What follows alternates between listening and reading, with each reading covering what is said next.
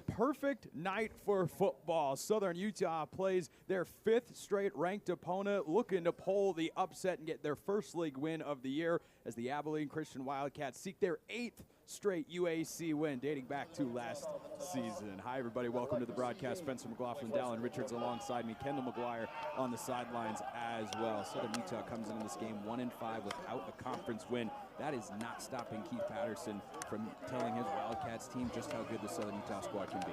No, it's not. Earlier this week, he told the media Southern Utah could just as easily be 5-1 as they are 1-5. You talked about 5th straight ranked opponent here tonight, and a couple of those coming on the road, and last week without Bronson Barron as well, backup quarterback, or 2 weeks ago rather, before the bye, and still had a chance to win. Just haven't figured out a way to win those close games. 52-42 the score for Southern Utah. Last time out, the loss at Tarleton State. The running game went crazy. Bronson Barron expected to be back in this game, and for the Thunderbirds, head coach Delane Fitzgerald has told us that he feels like they're the best 1-5 team in the country, and that there's still a hunger and a desire for this team despite not having the start they wanted. Yeah, and it's the close games that go to Delane Fitzgerald's point of being the best 1-5 team in the country. A 3-point loss to NAU, a close loss to UC Davis, close loss to Tarleton State. All of those teams have playoff aspirations and championship aspirations. Southern Utah just needs to find a way to get over the hump and get that close win. This is the 4th all-time meeting between these programs. Could be the last time they meet for quite a while, with Southern Utah heading back to the Big Sky next year, and Abilene Christian will stay in the New World UAC. Thunderbirds and Wildcats getting set for kickoff here in Cedar City. It will be the Thunderbirds offense on the field first. Should expect to see both quarterbacks today. We will hear more from Kendall McGuire on that front. But the Thunderbirds unveiling the new red shiny helmets today at home. Abilene Christian in the all-white road jerseys as Brandon Perez Jr. gets set to boot it away, and Southern Utah sends back deep Braden Whistler and the electrifying freshman Rand Sawyer, who has 1 kick return for a touchdown this year and a return of 50 yards. Last year, Abilene Christian on their home field against Southern Utah got off to a big lead and had to hang on at the end. We are underway here in Cedar City. Rand Sawyer is bringing it out of the end zone, looking for a lane. Rand can really run. He is out across the 20-yard line. And for more on the quarterback situation, let's check in with the 3rd member of our broadcast crew, Kendall McGuire. Bronson Barron returns to starting this week following his injury. He's 30th in passing yards in the FCS, even with missing last game. Delane Fitzgerald said that while Barron is the present, Will Burns is the future of this program. Back to you, Spencer. Bronson Barron comes out to take the first snap.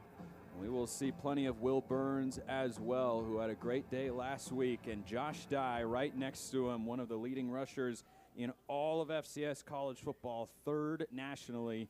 He is the tailback, and he gets the first carry of the game, running behind the right side of that offensive line that gets a couple of players back this week in Ed Riley and Loimata Mauga. But certainly the ground game, always a focus for a Delane Fitzgerald coach team. And last time out, 291 yards on the ground as a team. Their 2nd best output of the year, led to 42 points in Stephenville against the 3rd-ranked Texans. Yeah, and that's what Southern Utah's identity has been all year, even with Barron and the efficient passing attack. It all starts on the ground for Southern Utah with number 28 in red. And some movement here. Ed Riley pointed at Chris Herpin, the defensive tackle, as they went with a dummy snap count. We'll see where this UAC crew throws the flag. Michael Lenny is our head referee. Offside. Defense. Number 93 in the neutral zone with contact. 5-yard penalty. It's 2nd down. And they do flag Herpin, the junior from Pearland, Texas. And Southern Utah gets a free 5 yards.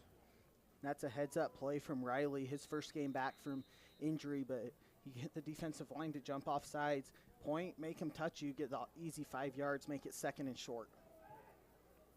And Coach Fitzgerald and offensive coordinator Will Brunson talk a lot about staying ahead of the chains and staying on schedule, particularly to begin the game. Barron's first pass is a completion to Gabe Nunez. He moves the sticks, which is all he has really done.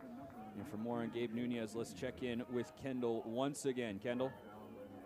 Yes, Gabe Nunez was a walk-on for the Thunderbirds, but he has continued to prove himself. He is now Bronson Barron's top target and leads the receiving corps with 36 receptions and 3 touchdowns. Yeah, he has been such a steady guy, and a lot of third down conversions. That is second down play to move the chains, but on third down and really any yardage, 10 to 19 has been a dangerous combination for Southern Utah this year, converting 43% of their third downs as a team. They go to Dye on first down, and he scurries forward for a couple. Lead block in there by Joey Garza, the tight end, by the way. First time we have seen him amongst the tight ends used. Hayden Erickson comes into the game to lead block, and Southern Utah hasn't used their tight ends a lot in the passing game this year. Hayden George, 7 catches for 75 yards. That's it for Southern Utah tight ends receiving on the season, but they are really important in this blocking scheme. They are, and that's how you get on the field for Southern Utah. It all starts with run blocking, and then that leads to receptions later on. Dye between the tackles is out just short of the line to gain. Says his favorite running back of all time, Adrian Peterson, guy who in his college days had a few good runs to try and emulate. Josh Dye this year, 783 yards and 13 touchdowns. And as hard as this is to believe, Southern Utah has still only played half of their regular season games. Yeah, Josh Dye has really sparked the Southern Utah offense, transferring from UTEP a year ago and really filled the big shoes from Targi Lampson in last year. Lampson, of course, had the record-setting season, set the Southern Utah single-season rushing record. Dye on third down and short is stuffed in the backfield. A white swarm with a number of Wildcats breaking through. A fourth down and short, and it looks like the punting unit will come on for the Thunderbirds, and we will see Danny King to boot it away, at least in theory. Thunderbirds ran a fake punt 2 weeks ago against Tarleton State to Rand Sawyer for their only touchdown drive to stay alive of the second half of that game. But a big hold there for the Abilene Christian defense that Coach Patterson feels like is really settling in. He's the defensive play caller. And the fair catch is made for at the 14-yard line by Tyson Williams. And so we'll get a look at the Abilene Christian offense. Kendall, what do you have on quarterback Stone Earl and his journey back to ACU? Stone Earl's been very passing game for ACU this year. He started 2 seasons with Abilene Christian, then played 2 seasons with North Texas, and then back to the he currently FCS in passing touchdowns. A journeyman in college football, if ever there was one. And the Marshall transfer that is back with the Wildcats has been a more than suitable replacement at the quarterback position for ACU. He's going to the air on first down, throws it down the field, incomplete. Christian stride for stride with Radrian Balltrip. Has 12 catches on the year and a couple of touchdowns. A good start for the Southern Utah defense that has had a rough few weeks, and Delane Fitzgerald said during the bye week they made some changes on that side, and they will get a good test against this Abilene offense, averaging 27 points a game. And it's an efficient offense for Abilene Christian here this year. Held the ball for almost the entire second half last week in their road win against West Georgia. Earl over the middle, has it complete, but short of the line to gain. 9 yards on the play. Completion to Dallas Dudley, the tight end.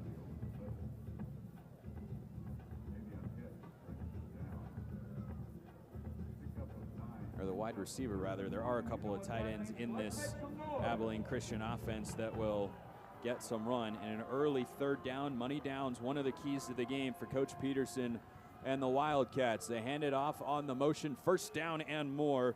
Balltrip is tripped up, but he gets past the line to gain, and Abilene Christian moves the sticks with a fly sweep for first-year offensive coordinator Graham Harrell. Yeah, Graham Harrell, a name that's very well known to college football fans, especially those in Texas. Obviously, most people probably know him from throwing a certain pass to Michael Crabtree. It is that same Graham Harrell. I asked Coach Patterson about him, said he likes a lot of things about him as an offensive coordinator, as that ball is intercepted. Baron Taylor comes up with it off the carom. Ball trip couldn't bring it in, and Stone Earl is picked off for just the third time this year. That can't be what Graham Harrell had in mind.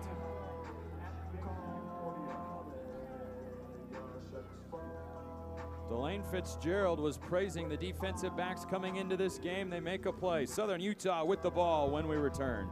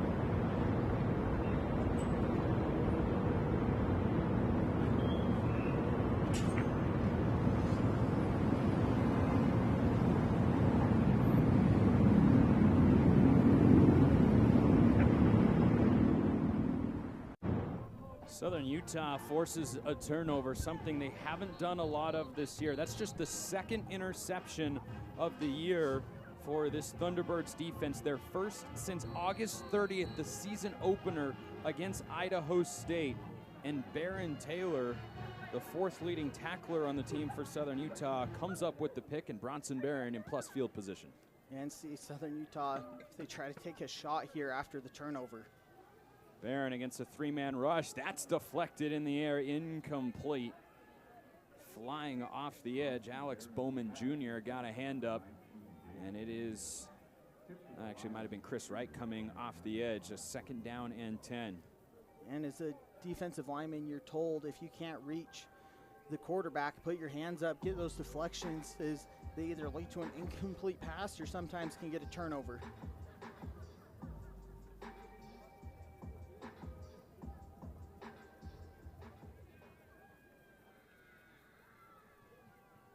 Josh Dye back into the game at tailback. Nunez, the man in motion. Dye gets the carry and cyclones through across the 35 to make it third down and manageable. Cortland Rousaw, the redshirt senior from Wiley, Texas, and transfer from North Texas in on the stop. And that's a theme for this Abilene Christian defense. A lot of FBS transfers. Delane Fitzgerald says they might be the biggest team in the conference and maybe in the country at the FCS ranks. Yeah, 45 players come to Abilene Christian from the FBS ranks, nearly half their roster, and you see that in the size, especially with the Wildcats up front.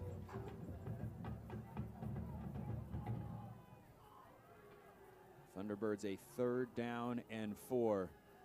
Barron looks, runs out of time, steps up in the pocket, scampers, dives, looks like he's got the first down. Offensive line held up just enough, and Barron, showing the veteran moxie, just escapes out the side door. Yeah, that's the veteran leadership and pocket presence that Barron brings for Southern Utah, and the reason why Delane Fitzgerald calls him the now for Southern Utah at quarterback with him and Will Burns. But knowing he just needs 4 yards, knows where the line to gain is, and dives past it. So a first down for Southern Utah as they keep the drive going here in plus territory. Will Burns into the game for the first time. He takes off running.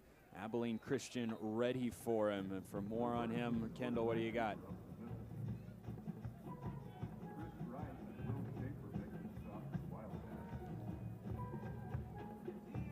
Oh, maybe we are not going to Kendall at the moment. We'll come back to that. We'll come back to that later. Will Burns had a phenomenal game last week for Southern Utah. Led the offense to 42 points on the road.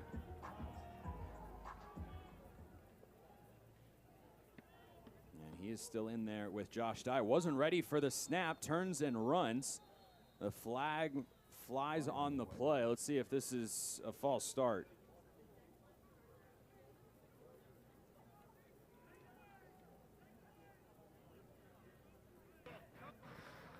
Third game for district signals. Defense. It's a second down. That is a point of emphasis for officiating crews this year. There are a number of words, phrases, and gestures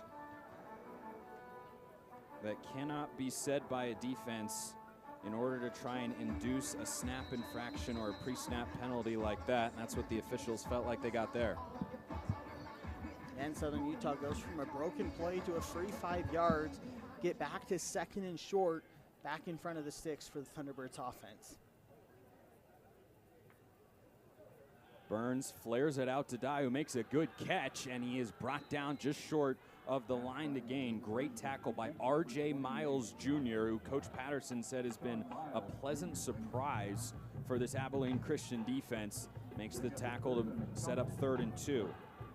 Dye, not an easy player to tackle in the open field, but Miles Jr. that time got just enough of Dye's legs, bring him down short of the first down, bring up 3rd down and short. See if Southern Utah doesn't try to get the ball to Dye once again. It is Bronson Barron back in on 3rd and 2. We thought we might see both quarterbacks today for Southern Utah. Dye, the carry, scurries, and it looks like he has got the first down. Southern Utah converts their second money down of the drive. Coach Patterson, who calls the defensive plays, emphasized to us this week how important the money downs, 3rd and especially 4th down, will be in this game. Southern Utah, the best in the country on 4th down. Yeah, Delane Fitzgerald's not afraid to go for it on 4th and short, and have a feeling he told his co-offensive coordinators there on 3rd and 2. If you even get a yard here, you have 2 downs to get the first. Southern Utah moves the 6 once again on 3rd down.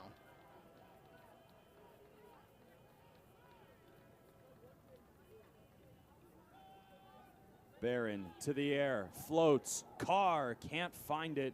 Some contact as Noah Mangum, the Northern Colorado transfer, in coverage, but no flags, 2nd down and 10.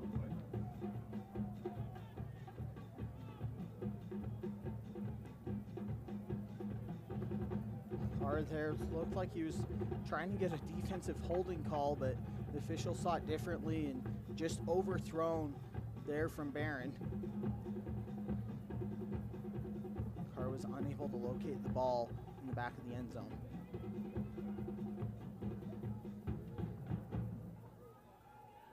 NAU, UC Davis, West Georgia, Tarleton, now Abilene Christian. 5 straight top 20 opponents for Southern Utah, looking for their first league win of the year. Motion man, Dye to the right, makes a cut. Josh Dye explodes to the end zone, and Southern Utah strikes first.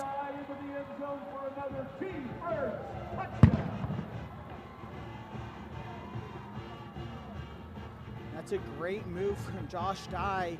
Once he cuts upfield, makes that jump cut to get back towards the middle of the field, and it's nothing but green grass in front of him from there for his first touchdown of the night, 14th on the season to lead the FCS.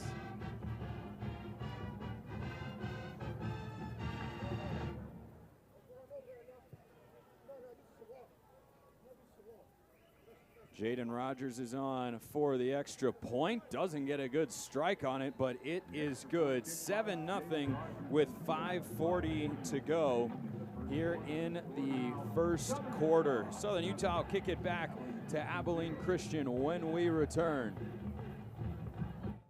In our 150th year of service, everywhere you look, Zions Bank people are ready to work hard for you. We're here and ready to go. Wherever you are, we're right there with you. We will help make it simple and easier. We have all the big bank services delivered locally. Isn't it time to see how 150 years of experience can work for you? Zions Bank. We are here to help right now. We want to serve you.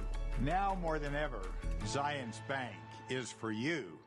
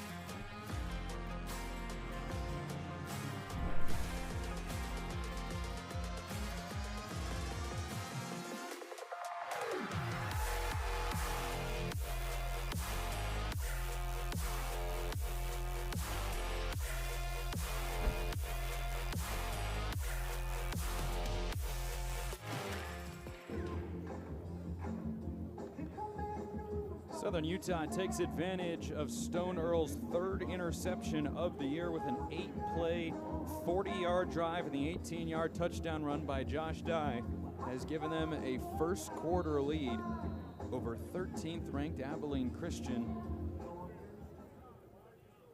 who has only lost one FCS game this year to 24th ranked Incarnate Word. Danny King boots it away through the end zone. Now we go down to Kendall McGuire for more on Will Burns, who we saw on that drive. Will Burns had his first start for SU at Tarleton State, and he ran and passed for over 100 yards. The last time an SU quarterback achieved that was Matt Cannon in 2001. Back to you, Spencer. Quite the stat there. 24 years it has been since we saw in a Thunderbird jersey someone do what Will Burns did in his first career start, and Delane Fitzgerald certainly wanted to see more from his offense in the second half, and Will Burns throwing the ball in particular, but you see why they call him the future quarterback here in Cedar City. He's such a dynamic athlete that even now with Bronson Barron, they have to find ways to get him on the field, as he's a big play threat anytime he touches the ball.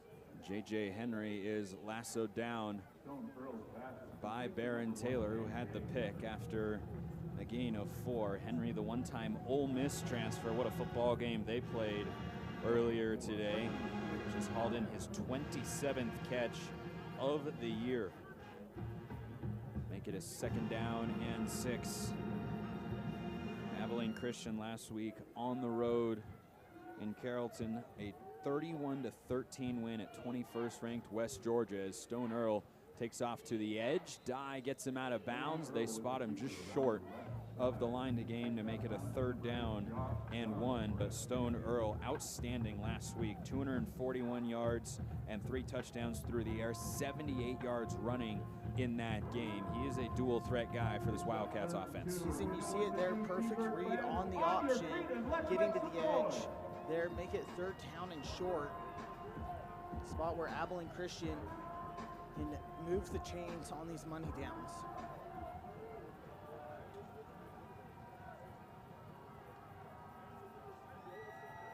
into the flat, dumps it to Castles. He's cut down, but he tumbles forward for the first. Good tackle made there by Tim Christian, and tackling a big point of emphasis for this Southern Utah defense during the bye week. Yeah, and you've seen the improvement early on from Southern Utah here in the tackling, especially in the open field. That play's tough to defend, 3rd and short. It's basically the new version of a triple option, getting your playmakers out to the edge. Jed Castles in his 4th season with Abilene Christian, his 5th of college football.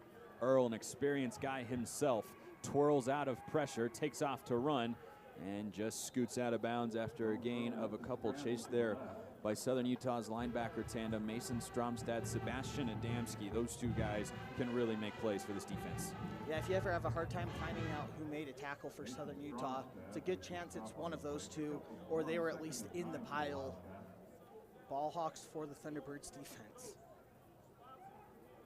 Just a gain of 1, 2nd down and 9.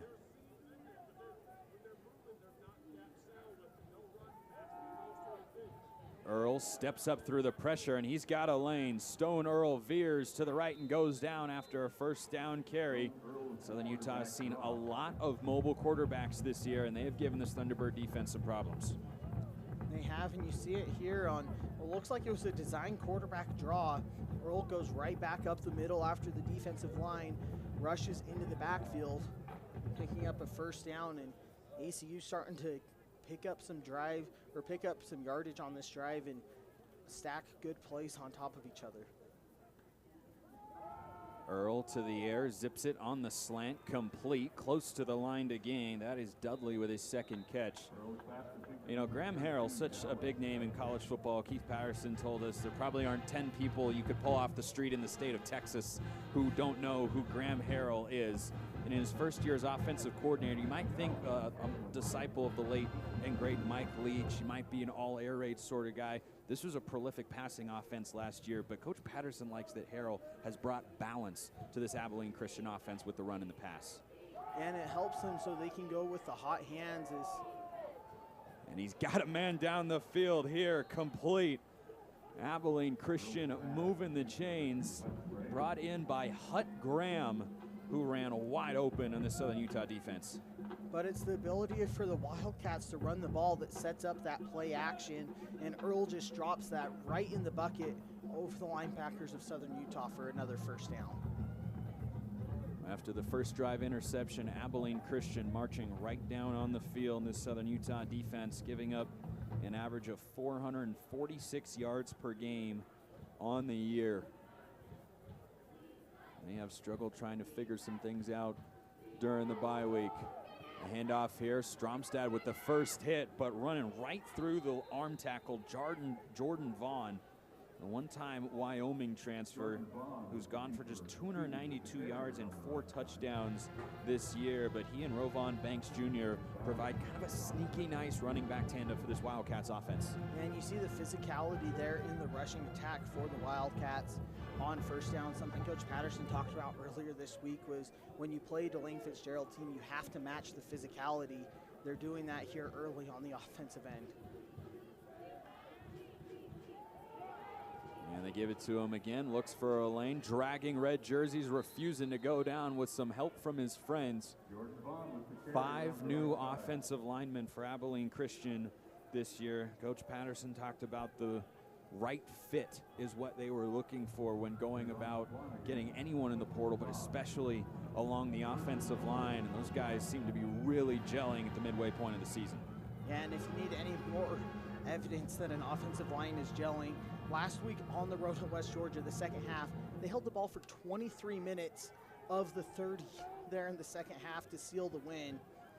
That all starts up front. And it is Vaughn, the tailback, once again. Castles, the tight end, is in motion. Earl up the middle, into the end zone, touchdown, and Abilene Christian with a quick response. They could have let the 1st quarter just about run out. Instead, Stone Earl runs it in for his 5th rushing touchdown of the season. You see why his legs had Delane Fitzgerald's attention this week.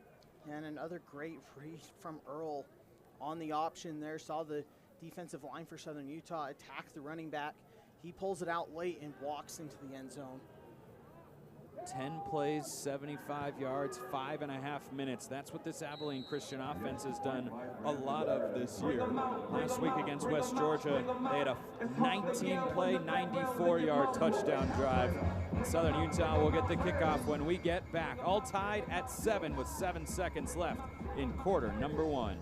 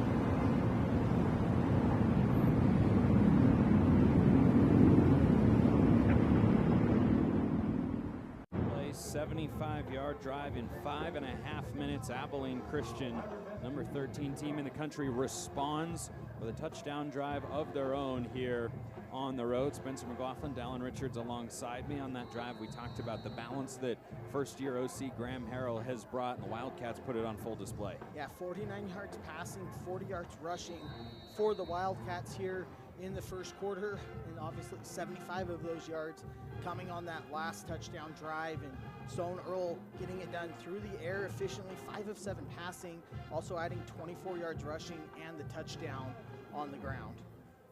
Kyler Meshi kicks it off. Rand Sawyer, a second chance to return it, tripped up at his own 15-yard line. Dynamite special teams play by Zach Holland. Not easy to get Rand Sawyer on the ground. He jumps at every opportunity to return a kick, and so Southern Utah will be backed up. They spot it at their own 17-yard line. Please start the play clock. Please start the play clock. So we'll get one play here to end the first quarter.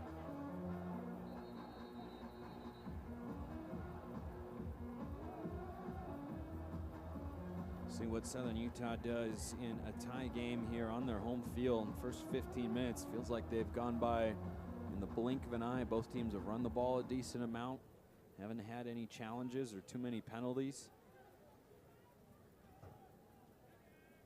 Evenly matched game so far. Will Burns is the quarterback, straight drop to throw. Burns over the middle. He's got Shane Carr for a gain on first down. And Southern Utah will be ahead of the chains when we get back. A battle brewing in Cedar City, 7-7 after the first.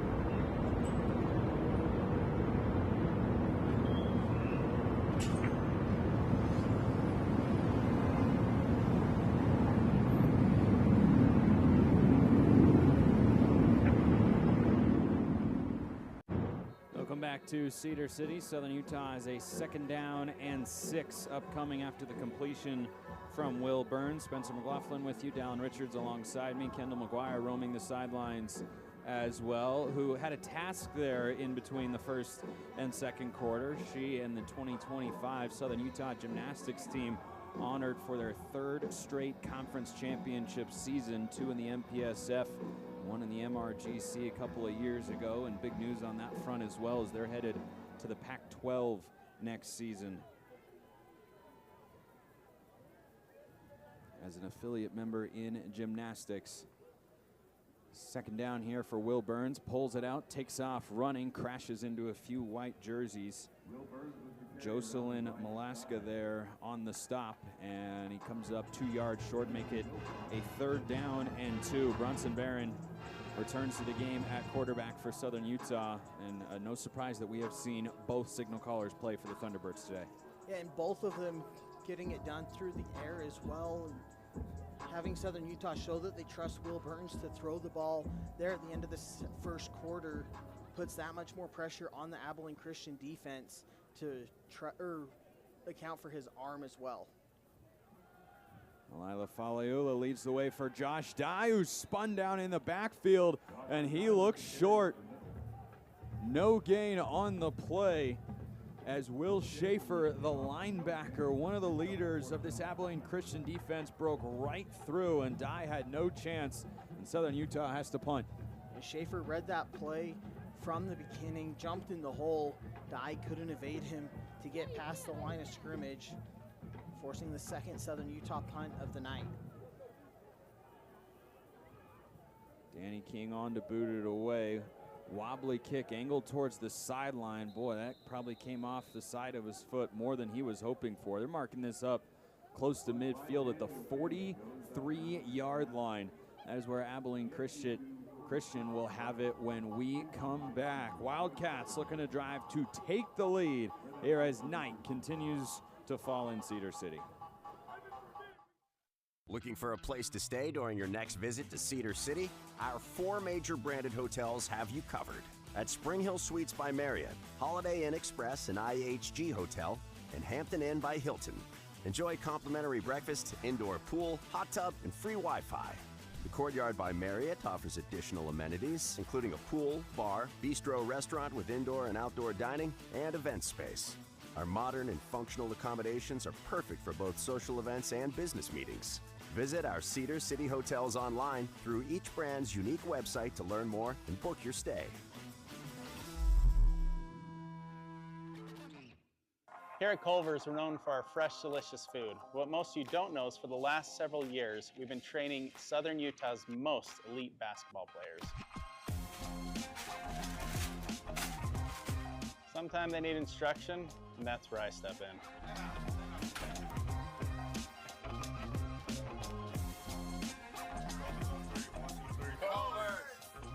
Practice makes perfect, but we demand perfection.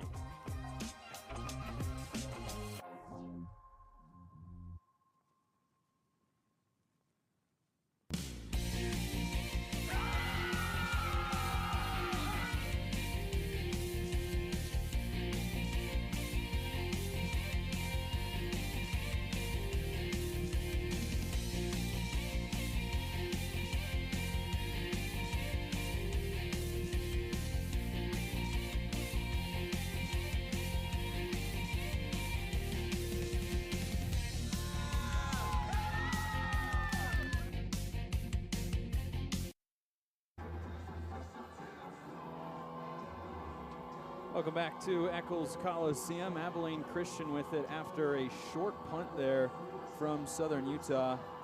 And the Thunderbirds just 28 yards on the punt from Danny King. So Abilene Christian with their best field position of the day, coming off a really impressive drive. Now this Abilene Christian defense has been up to the task of slowing down the Thunderbirds offense. Southern Utah lone touchdown came off the short field and interception. Other than that, this Wildcats defense hasn't allowed the Thunderbirds to get into a rhythm. Abilene Christian goes to the ground on first down, and they get a big play to the outside with Vaughn. Accelerates down the sideline, tripped up inside the 15. Jordan Vaughn with an explosive to flip the field, and the Wildcats are marching once again. And Vaughn, they're more of a power back at over 235 pounds. Great vision to get this all the way out to the sideline. Uses his speed to get the big play. ACU back in the red zone here.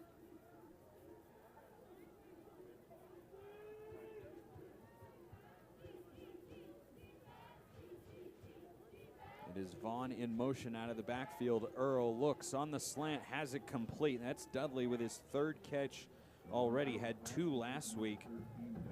Transferred in from North Texas, was at Oklahoma before that. When you have a transfer-heavy roster, as Abilene Christian does, you're going to find some journeymen, and there are more than a few for this Wildcats team.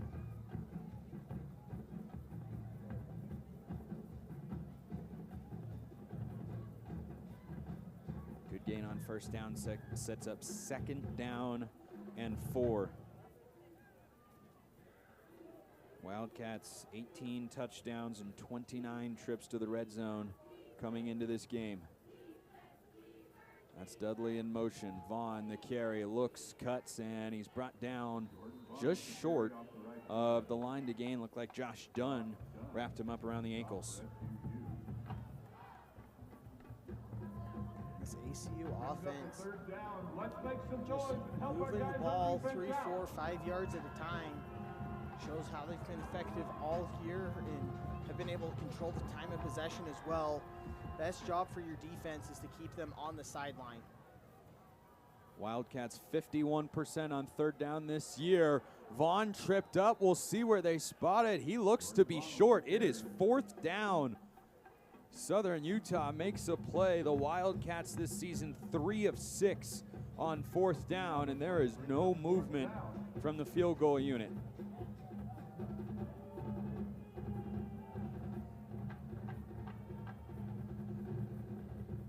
Keith Patterson rolling the dice deep in SUU territory. 4th down and less than a yard.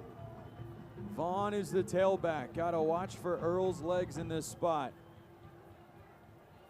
He pulls, he runs. It's Earl for the 1st down. Goal to go for ACU.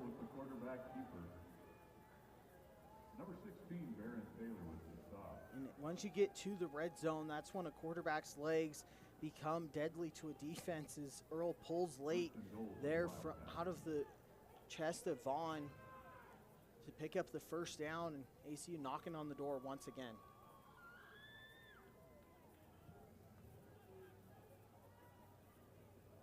Now the money downs have been good for Abilene Christian on both sides of the ball. 1st down and goal inside the 5. Earl this time is swarmed. Stromstad was ready for him. Henry Harper got in there as well, the defensive lineman, and the Thunderbirds back up the Wildcats to the 4-yard line. And Stromstad there did not fall for the fake. He had Earl all the way. That time brings him down for no gain. It appeared on first look, if that ball had been handed off to Jordan Vaughn, that he might have scored a touchdown. And that one, I don't know if it was a design quarterback keeper or if Earl had misread that one, trying to make another play.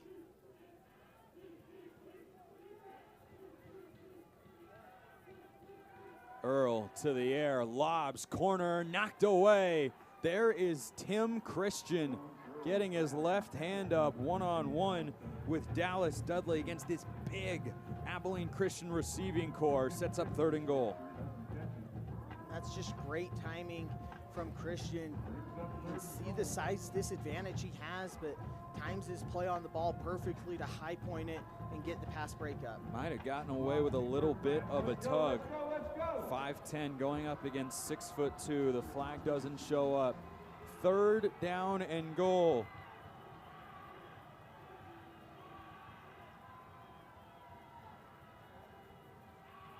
Earl looks, steps up, darts, tackled short. 4th down and goal.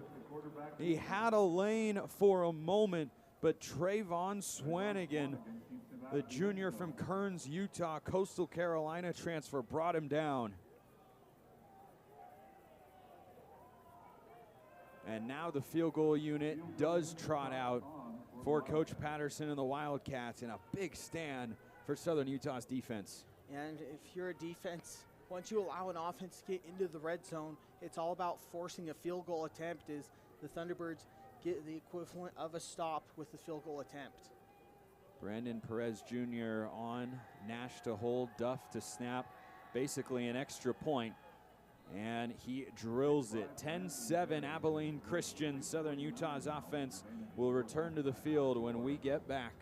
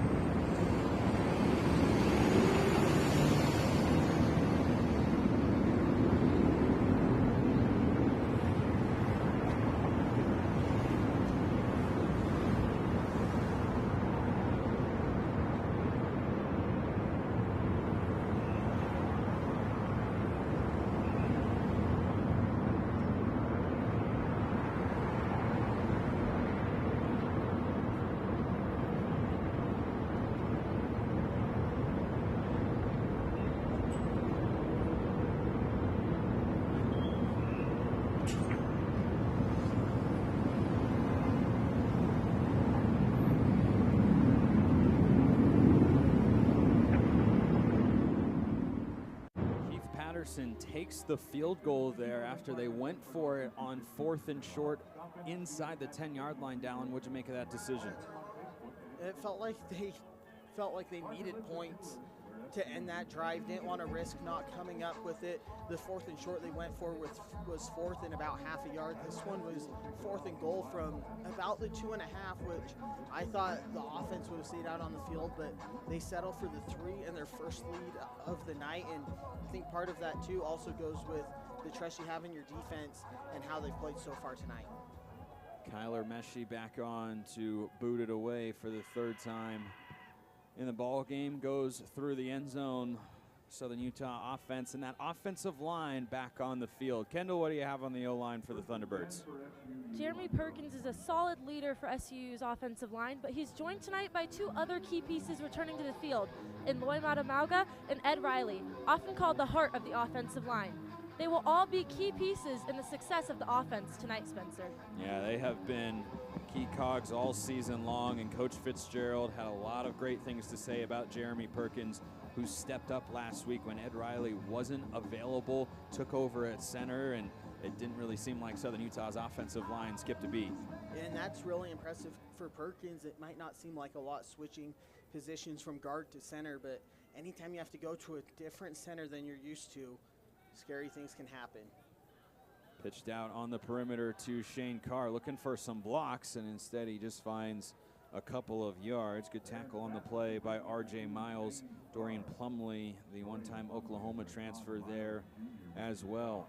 So Southern Utah trailing for the first time in this game, and Bronson Barron, one of the top passers in the country, despite missing last game with an injury. You got to wonder when that Southern Utah passing attack will get going the way we saw in the first half of the season. And that's what they're trying to do there with the quick screen to Carr, get their playmakers the ball in open space, but this ACU defense has kept everything in front of him so far. Barron looking to the air here, got a man open. There is Devin Downing back into the fold for a first down. His first reception since the UC Davis game on September 20th. And there is what has made this Thunderbirds offense one of the best in the country, top 20 in several key categories this year. And that was great awareness from Downing, recognizing the zone defense from the Wildcats, just sits down in the empty hole and lets his veteran quarterback find him. And that offensive line that Kendall was just talking about gave him the time to stand in the pocket and find a man. There goes Carr across the formation. And it is Barron to throw, looking for a deep shot. Couple of men out there, tries to thread it, deflected, intercepted. Plumlee comes away with the 4th interception of the year for the Wildcats, his first. And that play looked a little bit crowded as the Thunderbirds tried to take a shot right off of the hands of Shane Carr, and Barron picked off for the 3rd time this year. Abilene Christian a chance to build on the lead when we get back in Cedar City.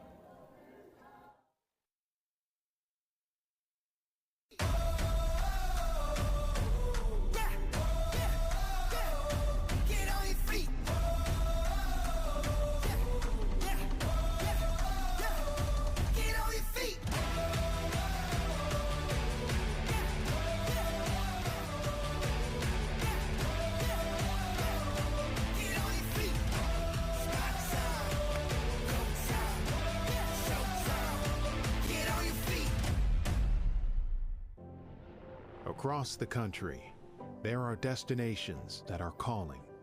We stand proudly above the ranks, a testament to our unwavering commitment to excellence in all that we do. Always embracing the extraordinary. 7 dynamic cities, home to 7 world-class institutions. The Western Athletic Conference. Together, we are one WAC. There's losing, and then there's being the loser. Game time comes with enough pressure. Way too often, people are betting on sports, losing, and taking it out on the athletes. Only a loser would harass college athletes after losing a bet. But it happens almost every day. Root for your team. Get crazy when the buzzer sounds. But don't harass anyone because you lost a bet. It's time we draw the line and put an end to the abuse. Brought to you by the NCAA.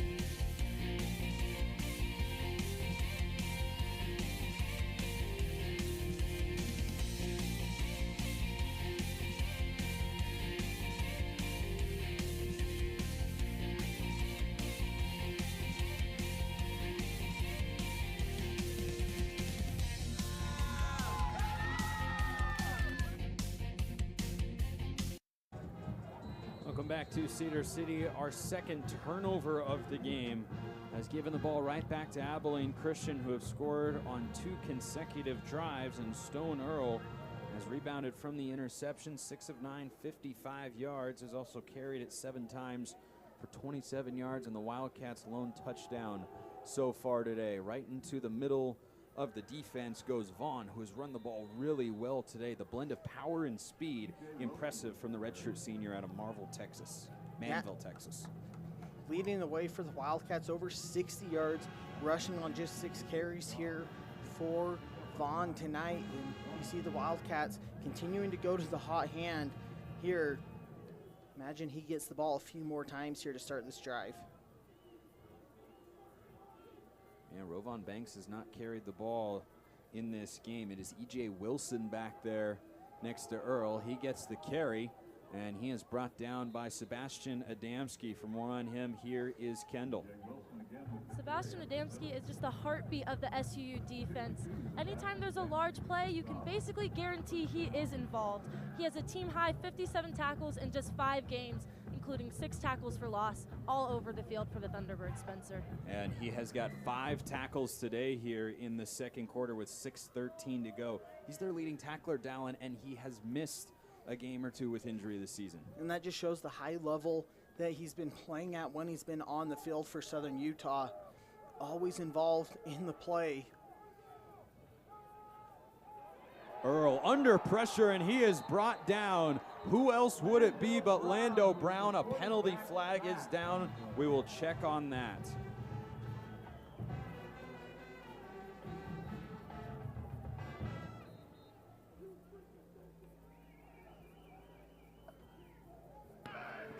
There's no foul for an eligible player downfield on the play. So they pick up the flag. Would have been against the Wildcats anyway, and Lando Brown adds to his team. Please reset the game clock to 5:49. 5:49 on the game clock. That is 7 sacks for Lando Brown. Working on the pit transfer, George French, who goes 6'9", 300. Lando Brown, 5'11", 215. Speed kills sometimes. And it was the get off for Lando Brown that got him around the edge, almost untouched for the sack. So Earl goes play action on second down, throws it underneath, pass is caught, short of the line to gain.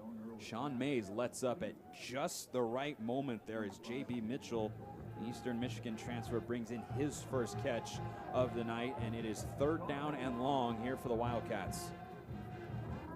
Money down here once again for the Wildcats. 2 for 4 today on third downs, but their first third and long. See if that Southern Utah pass rush can't put pressure on Earl once again. Wildcats 2 of 4 on third down. This is the longest one they've faced, 3rd and 12. Tried to get a free 5. The Thunderbirds don't jump. Lando Brown ready to explode off the right edge. Protection holds up. Now it's breaking down. Earl can't get away. Down he goes in a heap. Done. Adamski Brown. It's a team sack for the Thunderbirds, and Abilene Christian has to punt. The SU defense holds strong. And that sack comes from good awareness from the entire pass rush for Southern Utah, not allowing Earl to get out of the pocket and trust their teammates to stay in their rushing lanes as well to pick up the sack. So here is Hugo Nash for the first time on to punt, the James Madison transfer, also the alma mater of Southern Utah head coach Delane Fitzgerald. Gabe Nunez takes the punt, no fair catch, looking for room, well covered by the Wildcats. A couple of special teams plays made down there, including Carson Finney, backup defensive back. So the Southern Utah offense returns to the field, and since that early touchdown drive that was on a short field after the interception, they have not done a lot against the Wildcats. No, haven't been able to consistently get the run game going. You saw Bronson Barron complete a couple passes down the field on that last drive, but no real momentum for Southern Utah to build off of offensively yet tonight. Josh Dye, the tailback, has run it 8 times for 37 yards in the first half. Here's carry number 9, and just not a lot of room to operate. Will Schaefer, one-time Arizona State Sun Devil, makes the stop, and Delane Fitzgerald said he is the engine that makes this defense go for ACU, and we've seen why tonight. Yeah, always around the ball, making those plays for the Wildcats defense, and when your leader is always around the ball, it helps the rest of your teammates want to swarm to the ball as well and put forth that same effort. 55 tackles coming into today, second on the team. Here is a second down for Southern Utah. They hand it off to Dye, looking for a lane. He doesn't have a lot of room to go. And that'll set up third down and about 5 for the Thunderbirds. This first half has flown by. Just over 3 minutes to go. I got to be honest, I didn't even realize until I glanced at the clock there how quickly this first half has really gone, but it's been a very clean first half. We've not seen a lot of penalties going either direction, and there haven't been any challenges or lengthy reviews, and both teams have had a commitment to running the football. Third down and 4. This is usually Gabe Nunez time. There goes Braden Whistler out of the backfield. Pressure off the edge. Barron looks. There's Nunez, knocked away, incomplete. Pressure from Kagan Roach, whose 3 sacks lead the team for Abilene Christian. It's a 3-and-out for this Southern Utah offense. And Barron under pressure immediately there from this Wildcats defensive line on 3rd down. Had to escape the pocket, just ran out of real estate, trying to dump it off to Nunez late. So Danny King is on to punt for the Thunderbirds. His 2 punts have averaged 34.5 yards. Gets away a much better boot here. Williams calls for the fair catch and makes it. And that is where ACU will take over on offense. Well, the Wildcats deferred, so they'll get the ball to begin the 2nd quarter, and this becomes a very important drive for the Southern Utah defense. It really does, and coaches always talk about the middle 8 of a football game, meaning the last 4 minutes of the first half, the first 4 minutes of the second half. When you get the ball coming out of the halftime break, if you can score at the end of the half as well, you can double up and really open up a game. Southern Utah's defense in much need of a stop here, though not necessarily a must stop this early in the game, but a score here for Abilene Christian would go a long way. 7 of 10, 62 yards and an interception for Stone Earl. 9 carries, 14 yards and a touchdown. He just hands it off here to Vaughn, who doesn't have a lot. Harper and Tongamoa move the pile down to the green grass to keep it to a gain of, call it 2, 2nd down and 8. Vaughn 55 yards rushing in this first half, as the Wildcats as a team 15 away from 100 in the first half, which doesn't sound great, but for the Southern Utah defense, that is definitely an improvement. Quick throw here, intercepted, Mikey Allen, an easy score, and the Thunderbirds are back into the lead.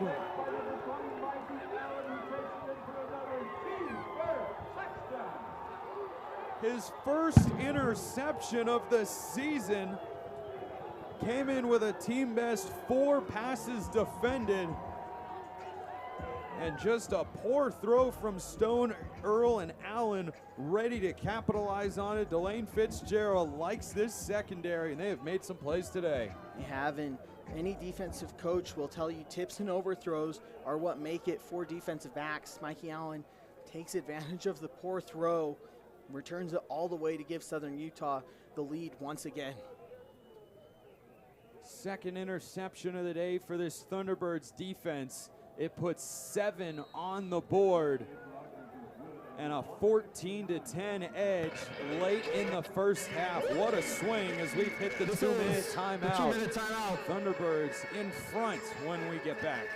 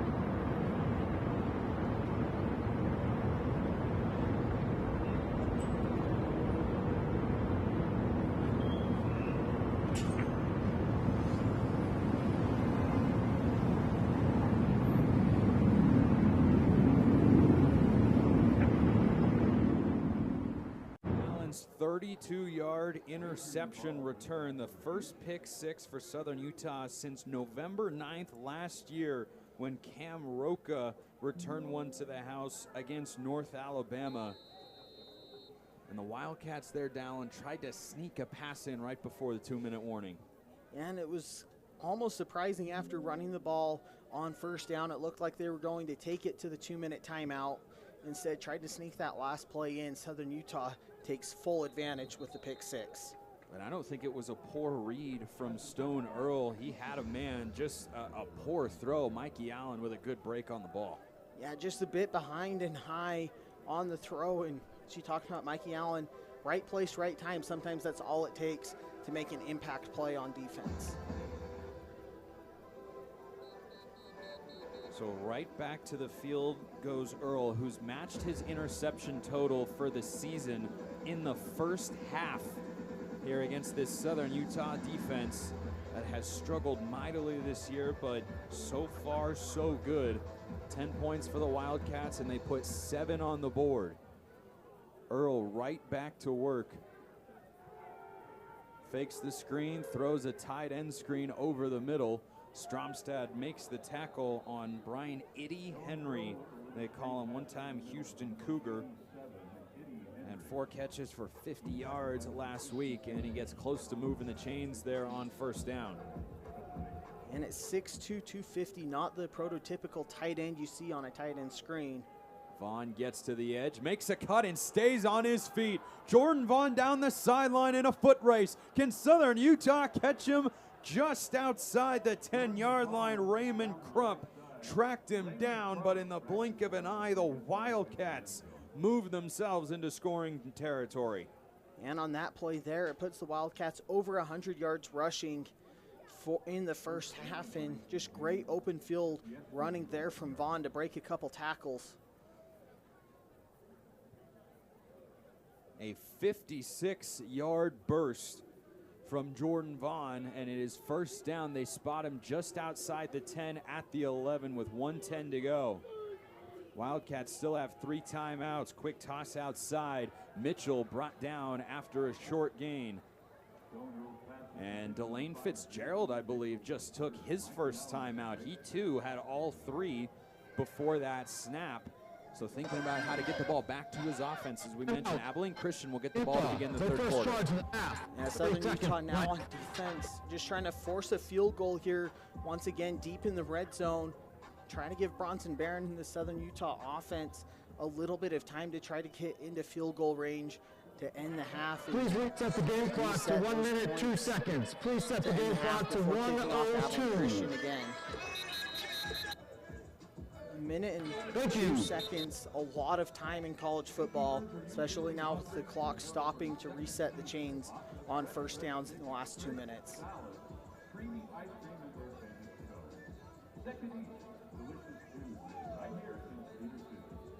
So time to operate, going both ways, protecting the ball, paramount for Stone Earl. 2 interceptions in the half. Southern Utah defense right now putting together one of their better halves of the season, but a long way to go. Second down for Earl. Looking left all the way, takes off, has some room, scampers forward, stays on his feet, and he scores. Abilene Christian right back into the end zone. Stone Earl, his second rushing touchdown of the night. And that's the pocket presence from Earl. Feels the pressure, rolls out, and then the pump fake slows down the Southern Utah defense just enough to allow him to get into the end zone. He had a 7-yard rushing touchdown earlier, an 8-yard rushing touchdown there. His 6th of the year. Perez Jr. on for the extra point. And he has got it 17-14 as the Wildcats go 4 plays, 75 yards, and 102 to retake the lead after the pick 6. And you have to credit Abilene Christian for the emotional fortitude they have showcased here tonight. And they've done a good job bouncing back after their turnovers on offense, marching down and getting touchdowns of their own after each interception here in the first half. And a lot of that has to do with the veteran leadership of Stone Earl at quarterback, being able to put the last play behind him, and as the great Ted Lasso says, be a goldfish. I can relate to that. If I didn't write things down, do you know how much information would get communicated on these broadcasts? Startlingly little. I would hope I'd be able to get the head coaches' names and the quarterbacks. Maybe a couple receivers. Maybe. Offensive linemen, forget it. Their names would never see the light of day on the airwaves. See if Rand Sawyer gets a chance. He takes a knee. So 2 timeouts for this Southern Utah offense. You have to imagine the way that Delane Fitzgerald managed that situation, calling a timeout after the first down play. He wants his team to go try and score. And getting it from the 25, 57 seconds left, and still have 2 timeouts to work with. Southern Utah, plenty of time to move the ball down the field and get into field goal range. Trying to get some points back on the board before the end of the half. Jaden Rogers' career-long field goal is 50 yards. Southern Utah would need the 33-yard line of Abilene Christian. But you have to start somewhere first. Barron to the air. And a great catch by Downing. That's a good start to also get out and stop the clock for, they'll call it 5 yards on first down. That was a fingertip catch there from Downing, able to get just enough of his hands on the ball and keep a foot in bounds for 5 yards. Real snow cone there, 2nd down and 5.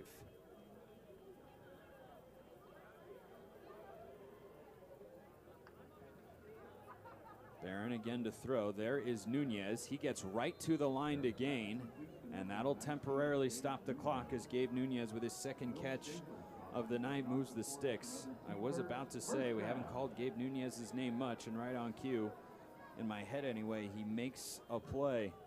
Southern Utah quickly on the ball. Barron spins to his left, wants to go down the field, and he is sacked. Chris Wright breaks through his first individual sack of the year, and Southern Utah goes backwards there on 1st down and 10. Timeout, Southern Utah. Their 2nd charge of the half. Please reset the game clock to 36 seconds. 36 on the game clock. He got right through Mason Thusen, the backup tight end. And Southern Utah wanted to take a shot there. Protection just didn't hold up, but Abilene Christian covered it well. They did, and credit to Bronson Barron as well. Southern Utah had to burn a timeout there after the sack, but wisely didn't throw the ball into pressure as he's getting hit, put the ball in harm's way, take the sack and live to see 2nd down, even if it's 2nd and 19. It was Southern Utah that took the timeout. So Delane Fitzgerald staying aggressive here in the latter part of this first half. See how much trust he puts in his veteran quarterback, Bronson Barron. 2nd and 19. Carr, the motion man. Barron all day to throw. Just checks it down to Thusen. He's lit up, lost the ball for a moment. There was a big hit laid on the tight end by Javion Wilcox. And it brings up 3rd down and very long, and now it looks like both head coaches might just let the first half clock expire with the Wildcats set to receive and Southern Utah well behind the sticks, and that is indeed what they are going to do. So the Abilene Christian defense gives up just 7 points in the first half. They stiffen at the end. Kendall will catch up with Coach Fitzgerald in a little bit. But Allen, a big end of the first half for Abilene Christian. They throw the pick 6, then come right back with a touchdown drive and a stop. And just when it looked like Southern Utah was going into the break with the momentum, Abilene Christian answers right back, driving down the field in 4 plays for the go-ahead touchdown, and then the big stop there that was led with the sack that really put the Southern Utah offense out of rhythm in their 2-minute drive. Abilene Christian outgains Southern Utah 222 to 87 in the first half, but it is just a 3-point game thanks to the pick six. 17-14 our score, the 5th straight ranked opponent that Southern Utah has faced this season, their 3rd straight here at Eccles Coliseum. Kendall is standing by with Coach Fitzgerald. Coach, your defense has made some important plays this game, the pick six, a couple of big sacks. How do you create more intensity? Yeah, a couple of sacks, 2 interceptions, which is more than we've done the last several weeks. We're playing harder, and we're playing with some confidence and some passion on defense, and I'm proud of them for that. And we're not very good on offense right now, and it's showing. We're not playing with any type of enthusiasm. We're not playing with any urgency on offense, and that has to change in the second half. Absolutely, Coach. How do you build that offensive momentum? Is there any key for your players? Yeah, it has to come from inside their chest. They've got to want to play a lot better in the second half than we played in the first half. We've got some young men on offense with a lot of pride. They'll respond in the second half. Thank you, Coach. Thank you. Thank you, Kendall. Great as always. As we have hit the half in Cedar City, special guest coming your way next. Don't miss it. 13th ranked Wildcats on top through 30, 17-14. Back after this.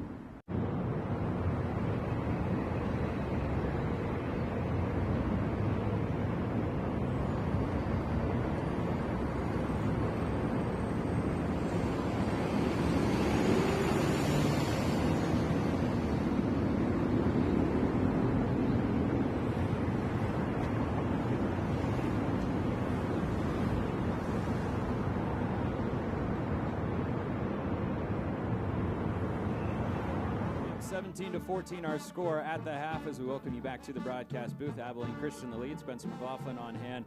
Scotty Bauman joining me, Southern Utah gymnastics coach. I don't even know how many years it's been. I lost track.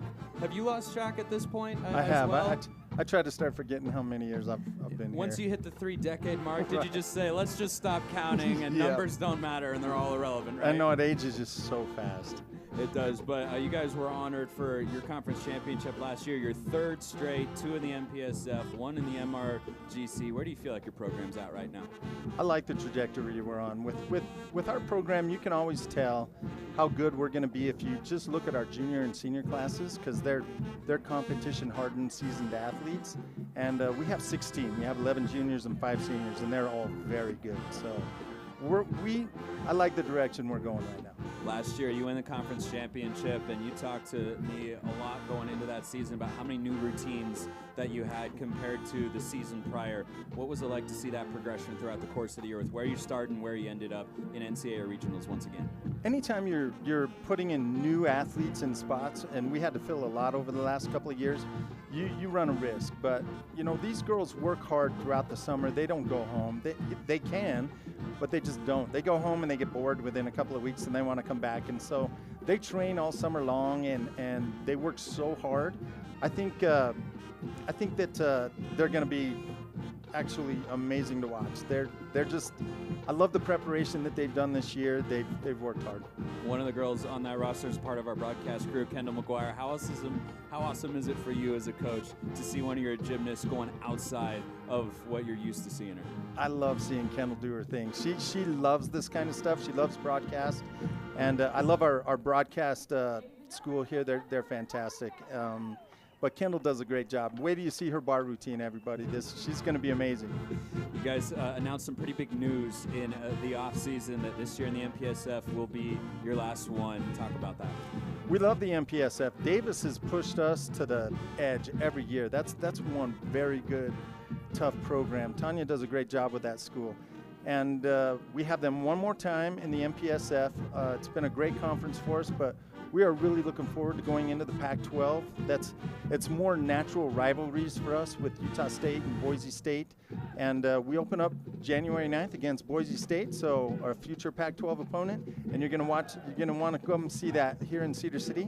But the Pac-12 it's that name and it's that quality of competition.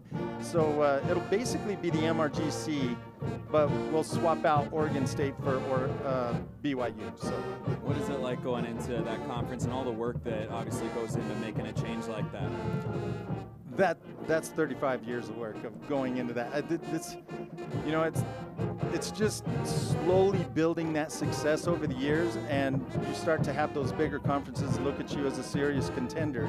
Last year we would have finished second in the Pac-12, with the teams in there, and we would have finished right up there in the top 4 or 5, top 4 in the Big 12. So I love that we're finally moving to one of those conferences and pushing our team to newer heights. Season's a couple months away. How do you feel like this team is coming together? I'm very superstitious, so you got to knock on wood. So I think they're going to be fantastic. In 35 years, I'll be very honest with you, this is one of the most solid, strongest teams we've ever had. Scotty Bauman, great as always. Spencer, thank you so much. We'll be back with more halftime breakdown right after this.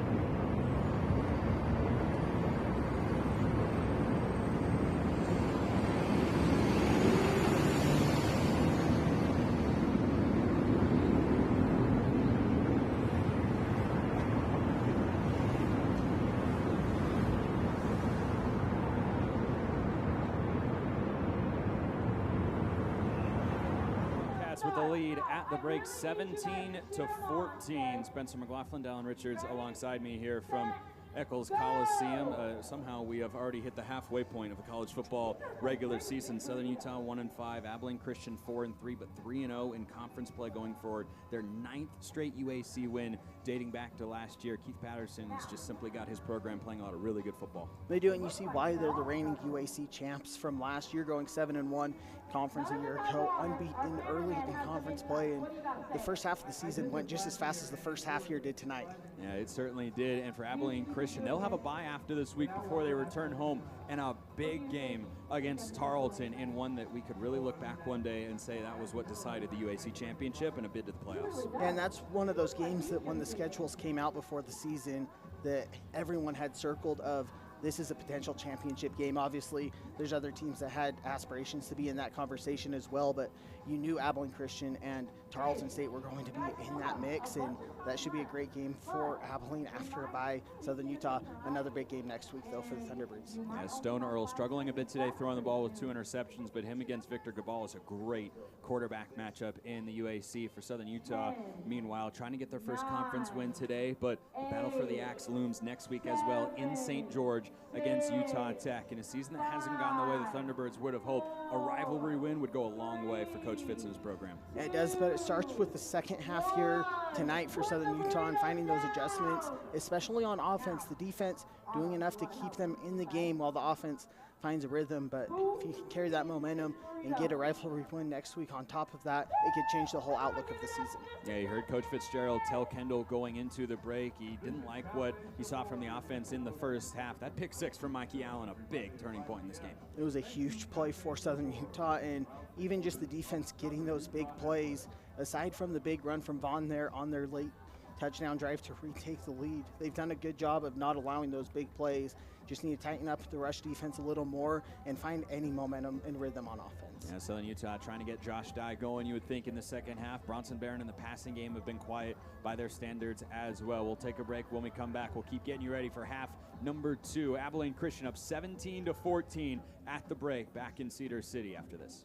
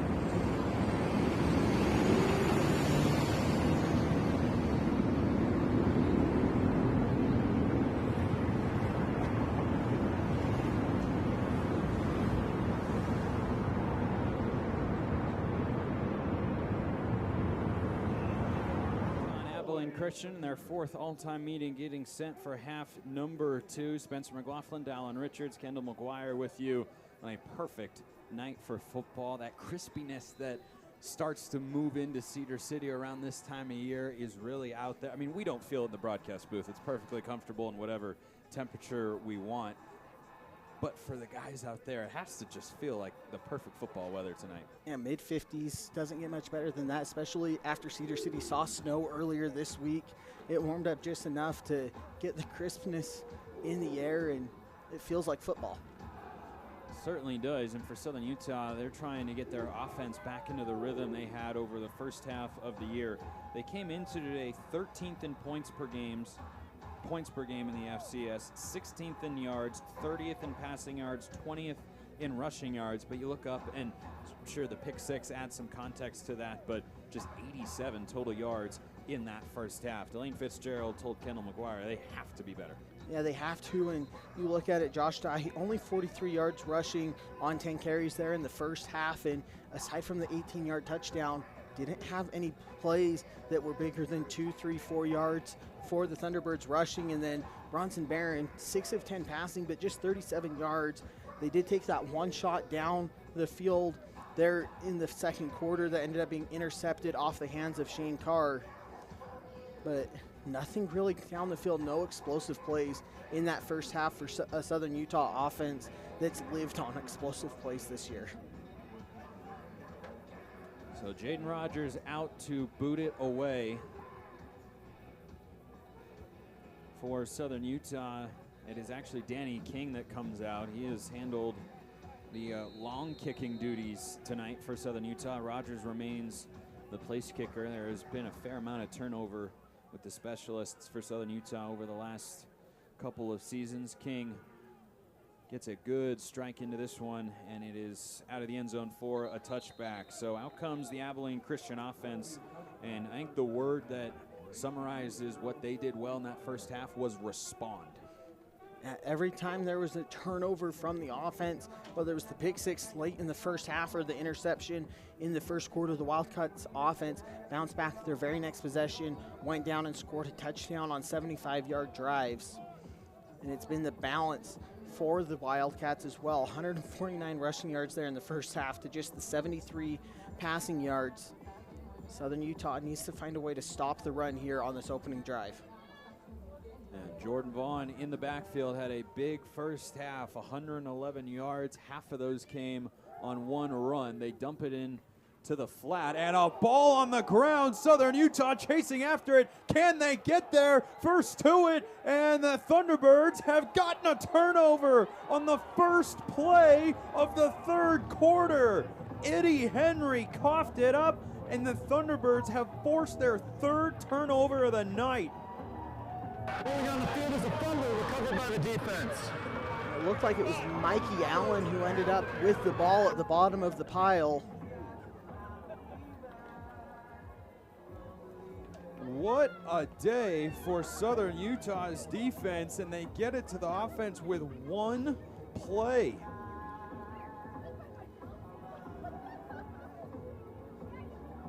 Two interceptions, one of which was a pick 6. And now you have essentially nullified Abilene Christian getting the ball to start the third quarter. Trailing by 3, here goes Bronson Barron to work. Throws it over the middle. There's Downing with his second catch. He moves the chains. 2 catches, 2 first downs for the American Fork Utah native.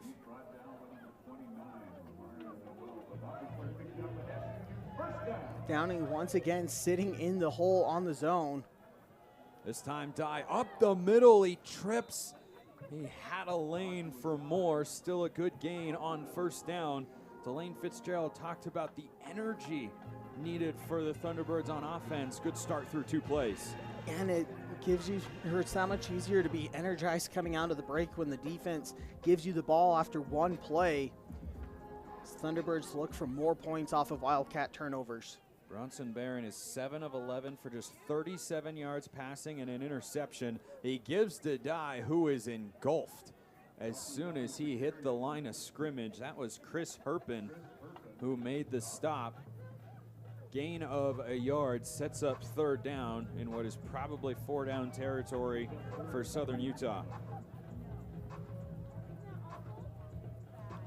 And right on the cusp of that 50-yard field goal mark, but with how aggressive Delane Fitzgerald likes to play, imagine as long as this play doesn't go backwards, you're in 4-down territory. Third down and 3 to go. Dye, the tailback, he gets it, nowhere to go. 3 Wildcats converge. And a decision here for the Thunderbirds. Might have lost a yard on the play. Looks like the offense will stay out there.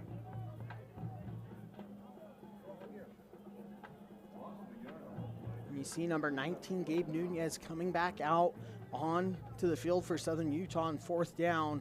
I'd imagine that's going to be the first option for Bronson Barron here. Zion Fanua and Javion Wilcox, 2 of the guys that broke through for the Wildcats. Thunderbirds trying to keep the drive alive on 4th down and 4. Nunez in motion, Barron to throw down the middle, and Southern Utah is still perfect on 4th down this year. First catch of the year for Mason Thusen, the tight end. Beg your pardon, that is his 2nd catch tonight, but the biggest one there. How about Will Brunson, the OC, dialing it up? And we mentioned the tight end's not used a lot in this offense, and they go to it on 4th down. They're 13 for 13. Right back to Josh Dye, right up the right side of that offensive line. Got a great block from Jeremy Perkins, and Josh Dye close to a 1st down. Yeah, now with the passing attack getting going for Southern Utah, you see these rushing lanes for Dye start to open up as he gets skinny through the hole and explodes for a pickup of about 8.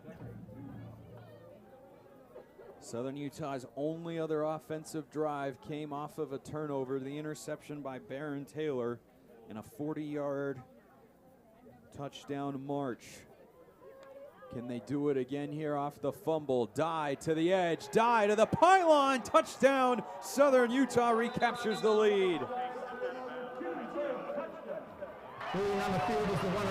Oh, they've got him out at the 1-yard line. Boy, looked like he got inside. Southern Utah is going quickly, but his foot just hit out. Looks like that was the right call. They fired the cannon. Josh Dye was about to score. I wonder if they're going to review the play. There are also 2 different down markers currently indicated. One says 1st, one says 3rd. Now they've changed it. The down box was incorrectly set. It's 1st down. Yeah, nobody was quite set there. The cannon went off for a touchdown. The down markers said 2 different things. Southern Utah was playing faster than just about everybody. The ball is at the 1-yard line. 1st down and goal to go. Josh Dye has 14 touchdowns on the year. He's the tailback, and he's got touchdown number 15. Thunderbirds back into the lead.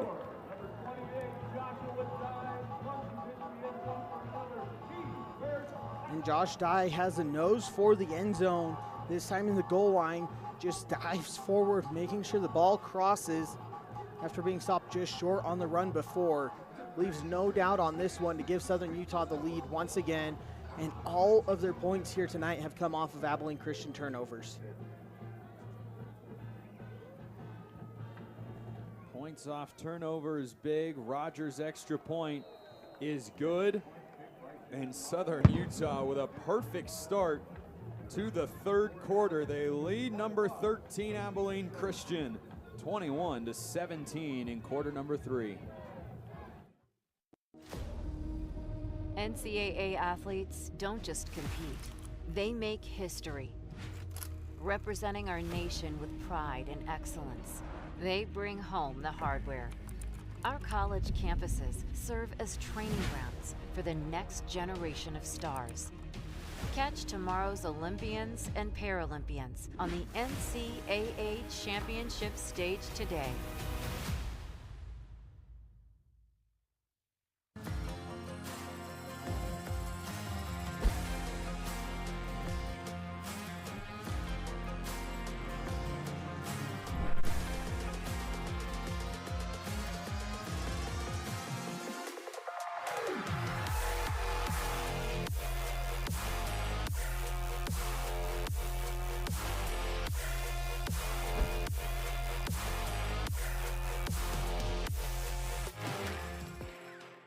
In our 150th year of service, everywhere you look, Zions Bank people are ready to work hard for you. We're here and ready to go. Wherever you are, we're right there with you. We will help make it simple and easier. We have all the big bank services delivered locally. Isn't it time to see how 150 years of experience can work for you? Zions Bank. We are here to help right now. We want to serve you. Now more than ever, Zions Bank is for you.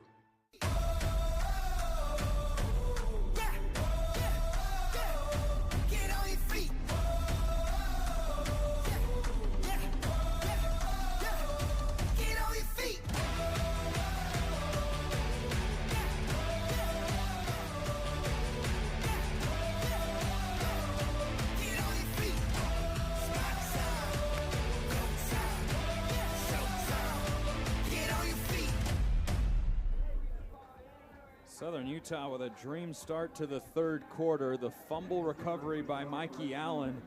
And sometimes you hear the phrase bounce of ball games. How about the bounces of the ball it took for Southern Utah to have a chance to recover that fumble? I don't know if I've ever seen a ball get punched out from behind like that and then continue to bounce 20, 30 yards down the field. But Southern Utah fortunate, they were the ones that chased that down first. Give their offense that jolt of energy that they needed. First touchdown drive since they first had it through the end zone for a touchback. Let's check in with Kendall. After that SUU touchdown was absolutely electric. Every single player on the sideline jumping, congratulating one another, and excited to be back on top, Spencer.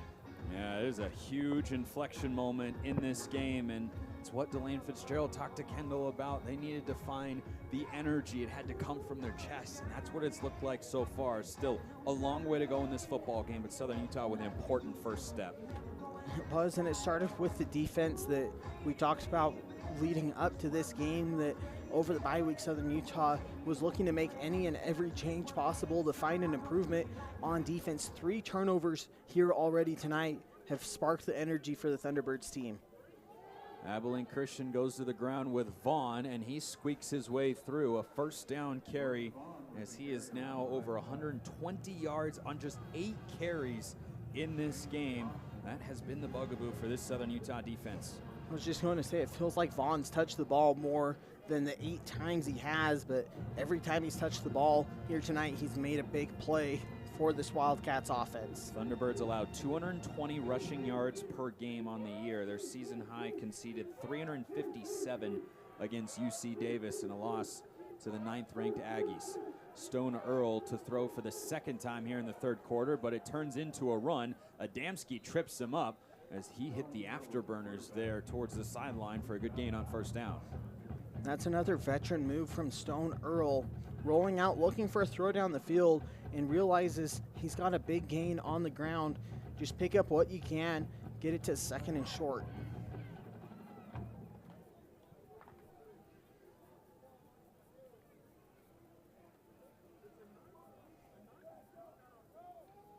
Vaughn the carry, and he's cut down short of the line to gain.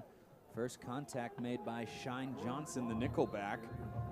Makes it a 3rd down and 1. There's a player down in the middle. Timeout for an injury to an offensive player. Lineman. And we're going to step aside. Man down for the Wildcats here in Cedar City.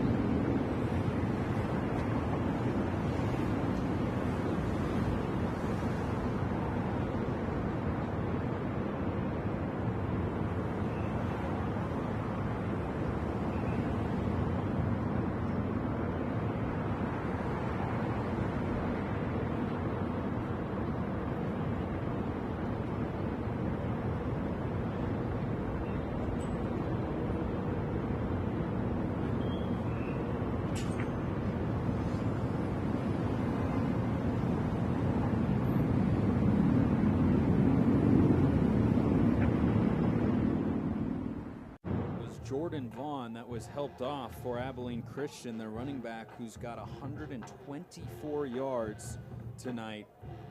We'll see how the Abilene Christian ground game continues to have success without him, and you lose your 235-pound tailback before a 3rd down and 1 on your own side of the field. Tough spot for ACU. And a big opportunity for the Southern Utah defense as they try to get another 3rd and short stop here. E.J. Wilson is the running back. They go with a fly sweep. No, it is Earl up the middle for the 1st down. Ball trip took the fake, and Earl with a good read knifed right through the defense to move the sticks. And in the 1st quarter, you saw ACU convert on a 3rd and short, handing it off on the fly sweep. That time, Earl sees the hole open up the middle and pulls it late, just picking up a 1st down, keep the drive alive for ACU.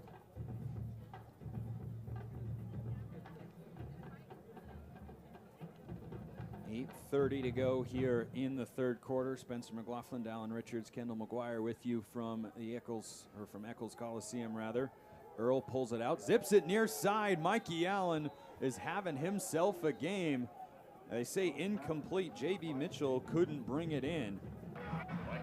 Boy, number 20 in red all over the field tonight. 2nd down.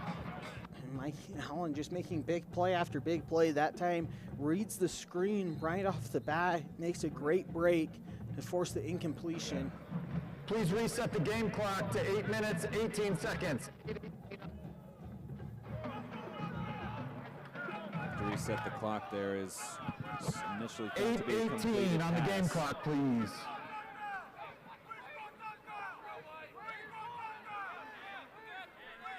Thank you. And there we go. Michael Lenny on top of things tonight. He and his crew have not been very busy. It's not a bad thing. Not a bad thing at all. I think people would rather watch football than penalties. Earl out to his right, has a lane to run, zips it down the field, complete to Dudley. The most frequented target for the Wildcats, hauls in his 4th catch of the night. And that is a 1st down, it looks like, is the indication. It was very close. Yeah, they are moving the chains after a brief discussion. Stone Earl starting to find a little bit of a rhythm here, perhaps in this 3rd quarter.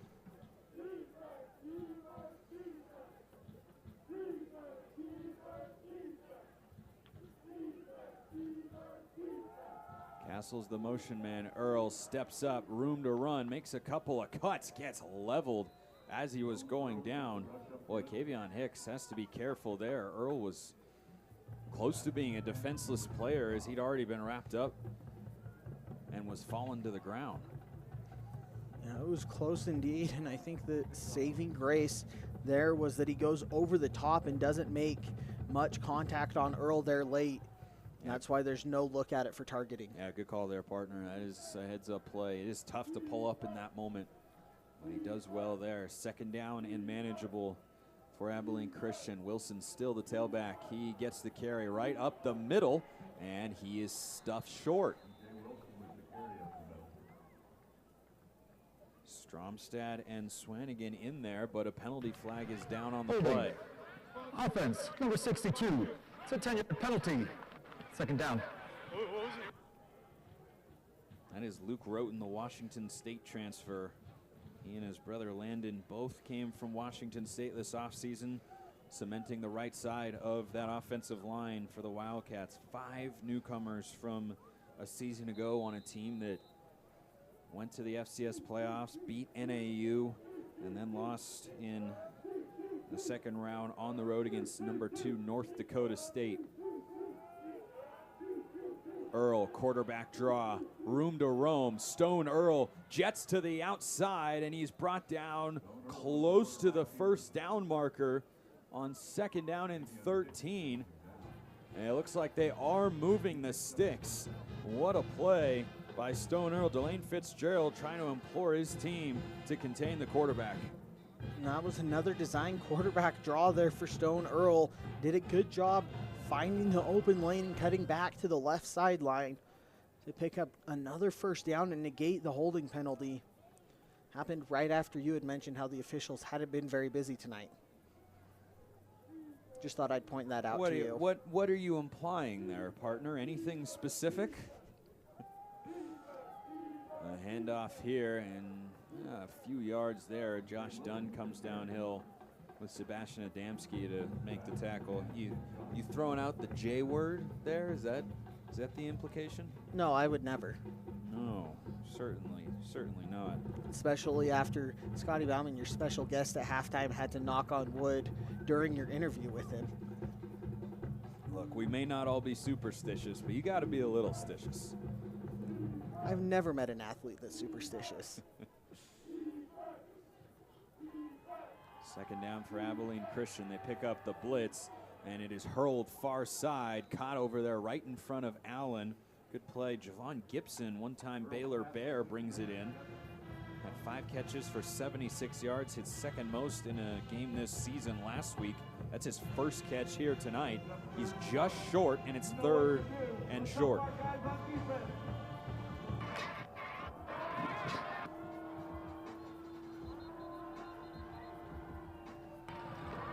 After expedited video review, line to gain, it's first down. And never mind on the 3rd down. Delane Fitzgerald frustrated, but you heard Michael Lenny say it was an expedited video review.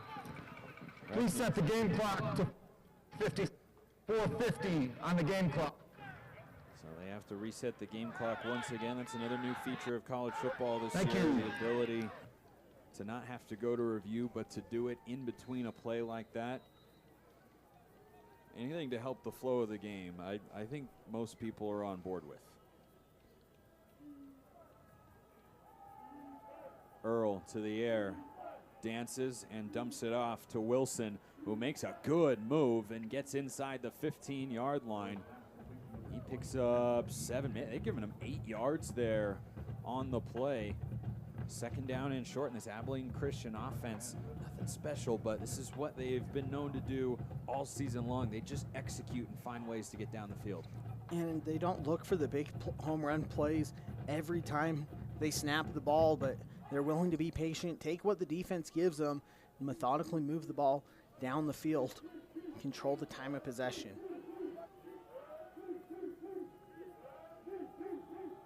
Wilson the carry. He gets through the tackle of Johnson and fights his way forward for a first down. Goal to go at the 9-yard line for the Wildcats. Less than 4 to go here in the 3rd quarter. Almost hard to believe this game started at 6:30 local time.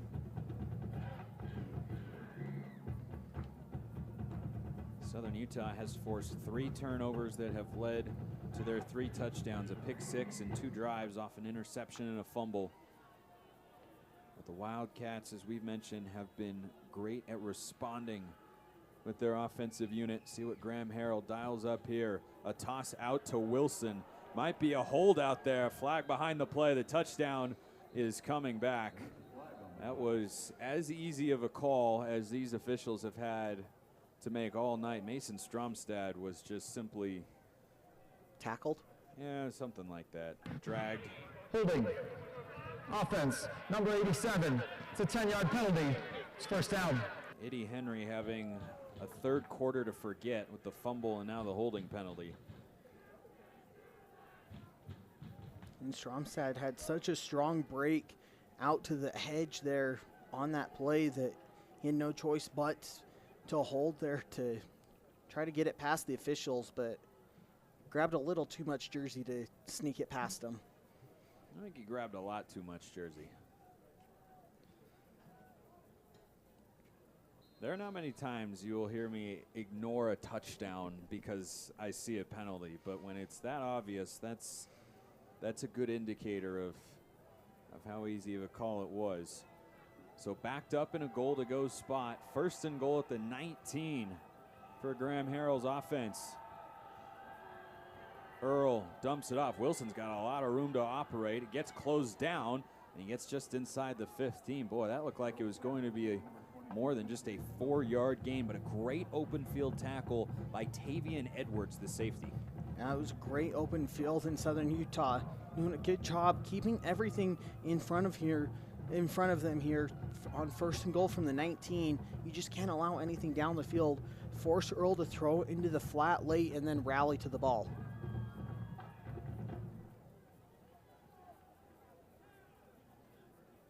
Now, if you're Southern Utah, you are certainly thinking about 3 points here. Have to get 2 solid sequences. Showing a blitz at the line. Castles motions back out. Timeout taken by Abilene Christian before the snap. Keith Patterson didn't like something that he saw. We'll see what they draw up when we get back. 2:17 to go, third quarter. Wildcats down by 4. In our 150th year of service, everywhere you look, Zions Bank people are ready to work hard for you. We're here and ready to go. Wherever you are, we're right there with you. We will help make it simple and easier. We have all the big bank services delivered locally. Isn't it time to see how 150 years of experience can work for you? Zions Bank. We are here to help right now. We want to serve you. Now more than ever, Zions Bank is for you.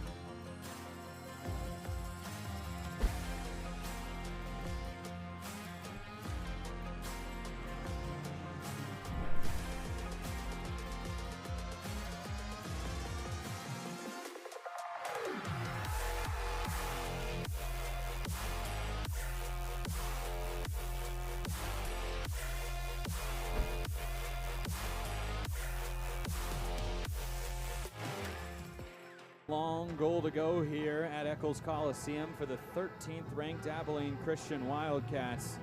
5th straight ranked opponent for Southern Utah this season, their 3rd straight in their home slate here in Cedar City. Spencer McLaughlin, Dallin Richards alongside me, Kendall McGuire down on the sidelines as well. 2 plays to get into the end zone, maybe 3 from the 15-yard line for first-year offensive coordinator Graham Harrell.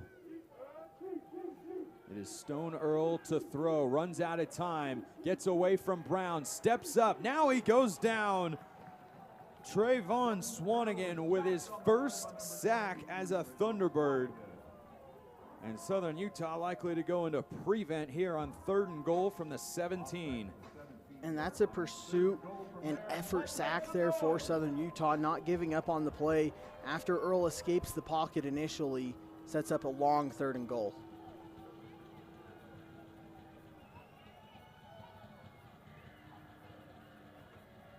Southern Utah has struggled with quarterback pressure this year and turnovers. They've generated 2 sacks and 3 turnovers tonight. 3rd down and goal. Earl looks, pressure from behind. Brown's got him to the ground. 2nd sack of the day for Lando Brown, his 8th of the year, and that field goal try gets even longer for the Wildcats. After his first sack back in the first half, Spencer, you talked about how speed kills, and it killed Abilene Christian there on 3rd and goal. Lando Brown goes untouched for his 2nd sack of the night. This becomes a 39-yard field goal try for Brandon Perez Jr. His long this season is 35.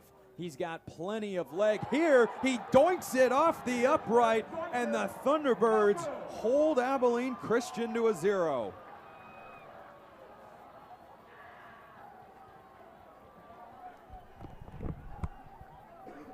It's his first miss from the 30 to 39 range of the year, and that sack proves costly in addition to the holding penalty for Abilene Christian. And Southern Utah taking advantage of that holding penalty against the Wildcats and get those couple sacks there on 2nd and 3rd and goal to force the missed field goal. Now, the first time tonight, Abilene Christian hasn't scored following a turnover on offense.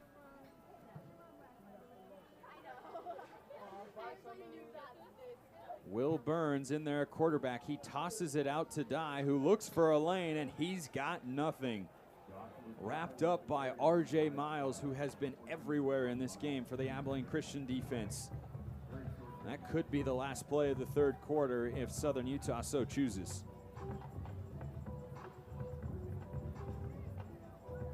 Miles just doing a great job of stopping Dye in the open field, not allowing him to make that cut up the field for a positive gain. They do snap it. They give to Dye, running left, bounces to the outside. Josh Dye with great speed, looking like his idol Adrian Peterson as he breaks a long one to end the 3rd quarter. Southern Utah on the move, and Josh Dye starting to get going. That's the end of the 3rd quarter. Southern Utah with the lead as we head to the 4th, 21-17, looking for their first conference win in an upset bid when we get back.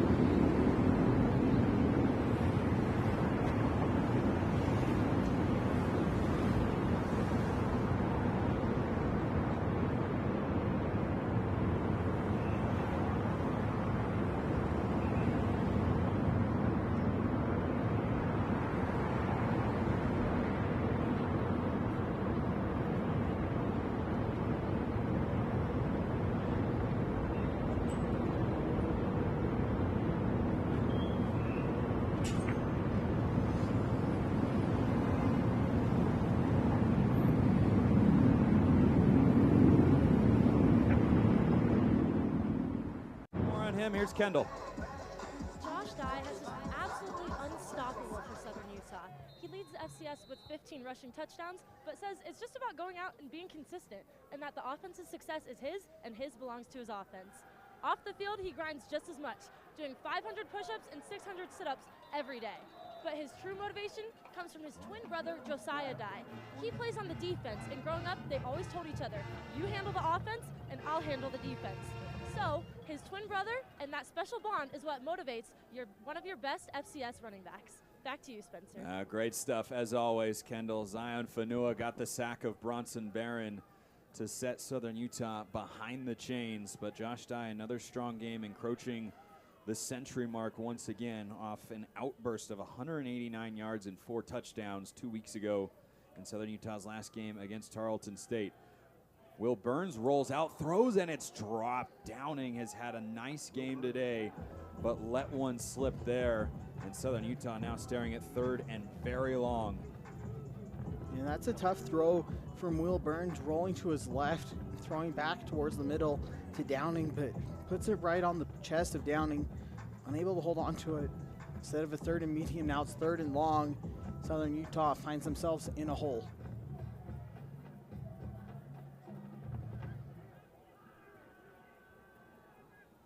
There's Bronson Barron back down there, staring at a 3rd and 16. See what Will Brunson dials up. Barron to Downing on the drag screen, looking to get to the edge, and he cannot find it. Tackle made by Jocelyn Malaska, the Oklahoma transfer, makes the stop. And after the missed field goal, Southern Utah gets 1 first down and now has to punt. And that's just a great open field tackle. Southern Utah trying to get a screen going on 3rd and 16. Downing, though, unable to cut up field, only picking up 3.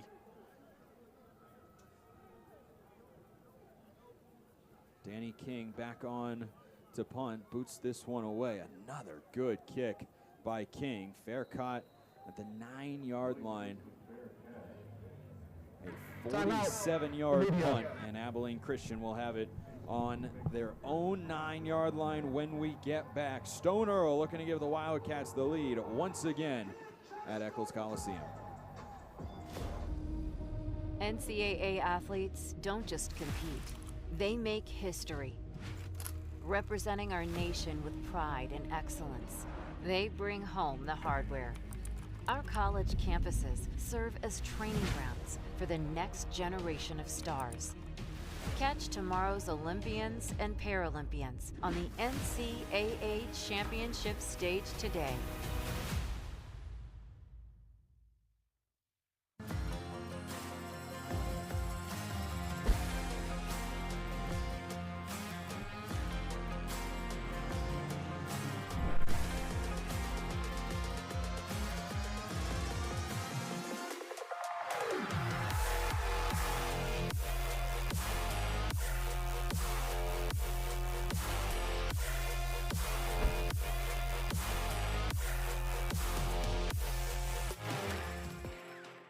In our 150th year of service, everywhere you look, Zions Bank people are ready to work hard for you. We're here and ready to go. Wherever you are, we're right there with you. We'll help make it simple and easier. We have all the big bank services delivered locally. Isn't it time to see how 150 years of experience can work for you? Zions Bank. We are here to help right now. We want to serve you. Now more than ever, Zions Bank is for you.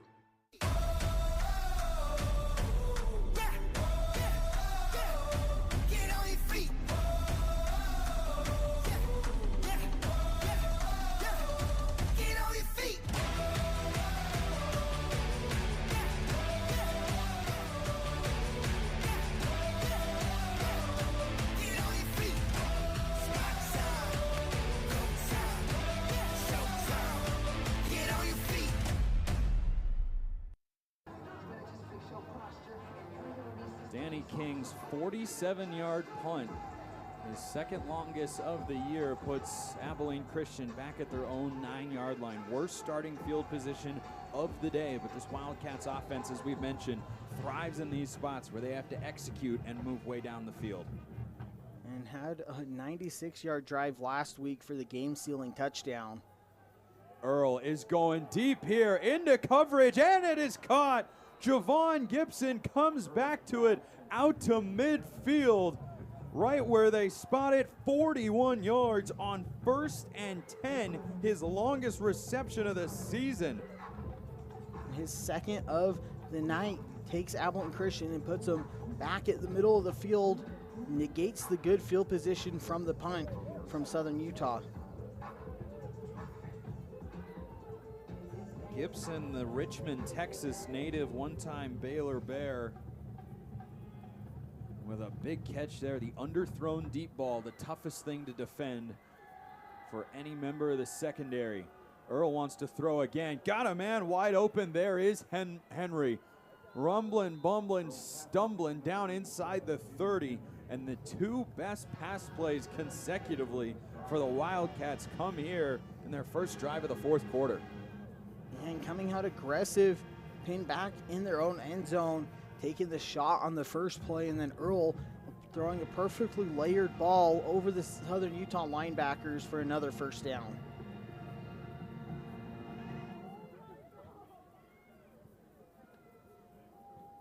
.41 and 22 yards on back-to-back plays. Double move. Gibson's all alone. He's got a touchdown. And Abilene Christian in 3 plays goes 91 yards through the air for 6. And the double move and the pump fake there from Earl catches Mikey Allen looking in the backfield for another turnover, and Abilene Christian makes him pay with the touchdown. Gibson's second touchdown of the season, 2 catches on that drive for over 60 yards. Both would have been his longest catch of the season coming into today. And this Southern Utah defense that has played their best game in a while coming off the bye week gives up a quick scoring drive. 3 plays, 91 yards in 1:28. That's all it took. And Abilene Christian is back into the lead. Thunderbirds offense, a chance to respond when we get back.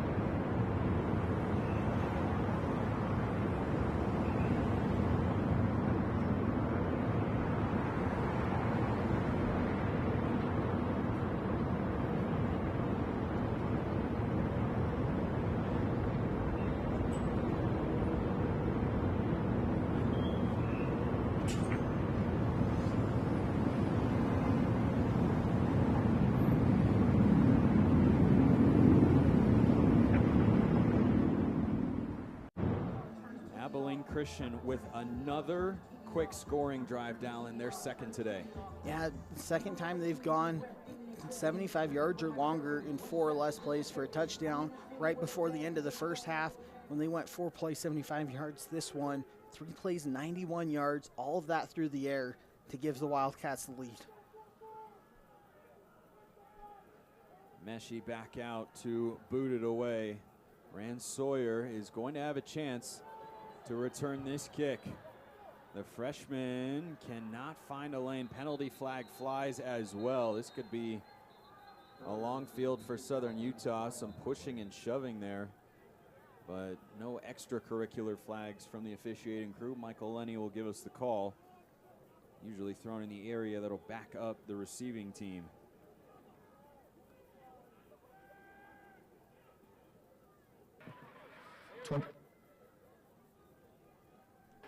During the return, personal foul, legal blindside block, return team, number 21. Half the distance to the goal, first down. Cam Roca, the guilty party there, so Southern Utah's offense with Josh Dye and Ed Riley at the heart of what they do, coming back onto the field. For more on them, here's Kendall.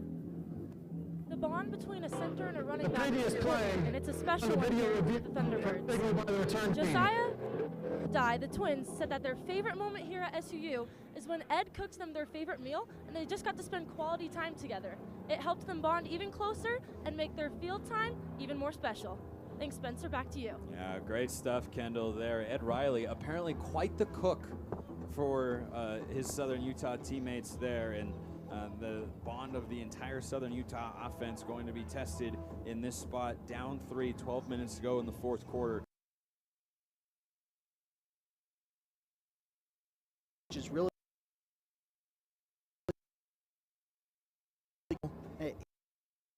88 yards and a couple touchdowns, but the passing game for Southern Utah has not gotten into any sort of rhythm down the field. If you look at the stats, Barron, 9 of 13, a good efficiency, but only 77 yards, 82 yards passing for the Thunderbirds as a team. It's the rushing attack that needs to stay going. Looks like there is a review underway at the moment, maybe for a potential targeting on the illegal blindside block. Cam Roca was one of the most snapped defensive backs for Southern Utah last year, has remained a part of the rotation for the defense this season. Not a guy Delane Fitzgerald would like to lose, especially with injuries they've already suffered on the back end of that defense. And looking ahead, a targeting in the second half would also mean he's out the first half in St. George next week against Utah Tech. Yeah, battle for the X. What a game that should be. Records can get thrown out the window. The importance of a rivalry game always on full display. But Southern Utah with a chance to carry some serious momentum into that game if they can find a way to win. This is the longest review, and it's the first non-expedited review, frankly, that we have, I think, endured tonight. They are certainly wanting to get it right with so much at stake. And I was going to say, with that as well, the officials on targeting, that's the only time they go back and look at the play completely blind for like it's the first time again, where they have to make sure it is either targeting or is not, rather than being upheld. After video review, there was a signal by number 23 of the return team. This causes the ball to be dead where it's caught at the 3-yard line. The personal foul for the blindside block will be enforced half the distance from that spot. It'll be a first down at the 1.5-yard line. Interesting. Apologies, we made the presumption that they were reviewing a targeting there, but there was a fair catch indication made by Southern Utah, and so the penalty will be maybe not a fair catch. Could have also been two arms going out to the side. I didn't catch that in real time. Obviously the officiating crew did, but now this ball goes back to the 2-yard line for Southern Utah, who have run for 84 yards today. 88 of them belong to Josh Dye. Bronson Barron with some sack yardage in there. Dye is the running back. He has got the ball, looking for a crevice, and he at least gives this Thunderbird offense a bit of breathing room. But boy, a huge sequence there as Southern Utah now has to go 98 yards to try and retake the lead. And more importantly for Southern Utah right now to start this drive, just have to find a way to get that first down, get out of the end zone. And they get Abilene Christian offside for a free play. Barron takes a shot down the field. It is intercepted. The Wildcats take it back the other way for a touchdown, but Noah Mangum will have to give that one up in all likelihood. I'm going to plant my flag, try to go 2 for 2 on being sure about what a penalty is. Offside. Defense, number 90. It's a 5-yard penalty. Second down. That is Kagan Roach, one of the foundational pieces of this defense, says head coach Keith Patterson. And so Southern Utah gets 5 yards of breathing room there, and that keeps it at second down. It's second down and short. And that's the third time this Wildcats defensive line has been called for either offsides or a delay of game for discerning signals. Well, they go with the dummy snap count again. Now we'll see if this is a false start or not. Jeremy Perkins moved. Was he drawn by Alex Bowman Jr.? He got caught in between as to whether he wanted to stay in his stance or try to induce an offside. There was certainly movement on the defensive line first. Here's the call. False start. Offense, number 79. Half the distance to the goal. It's second down. And I think the reason that's not offside is there was no contact. No one moved into the neutral zone either. They both went sideways. And I think Perkins' reaction also was just a little bit late. I think if anything, it was the late reaction. If Perkins reacts immediately, there's a higher likelihood of them going offsides instead. But backs the Thunderbirds back up into the end zone. So Dye gets the carry, bounces out to the right, keeps fighting forward. The legs keep churning, and he's out to the 11-yard line. So he picks up 7 yards. Third down and manageable upcoming for Southern Utah deep in their own territory.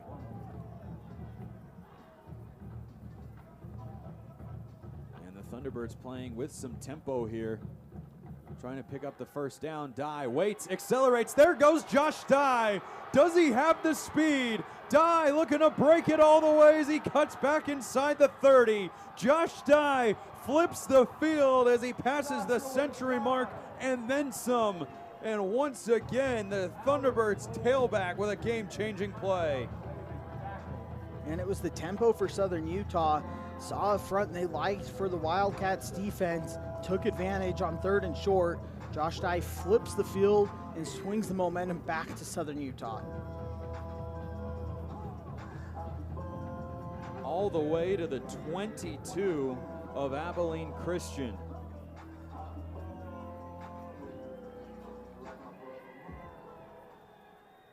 "67 yards for Josh Dye. Barron pulls it out. He takes off running inside the 20, dives forward for a good gain on first down. Boy, backed up inside to the shadow of their own goal line. How about the response from Southern Utah offensively here? And it was just what they needed, staying patient on 1st and 2nd down, and then get the big play on 3rd down as Josh Dye is now over 160 yards on the night. The 3rd leading rusher in college football with his longest run of the season on 3rd and short from the 11. Less than 10 minutes to go. Thunderbirds down by 3. Fake it to Whistler. Alila Faleula in the flat. Hits the truck stick inside the 10. First down and goal to go at the 9. His first stats since the Northern Arizona game on September 13th when he caught 2 passes, including a touchdown. He's usually in as an H-back, fullback type. The lead blocker for Josh Dye, Braden Whistler, has come up big a few times this season through the air.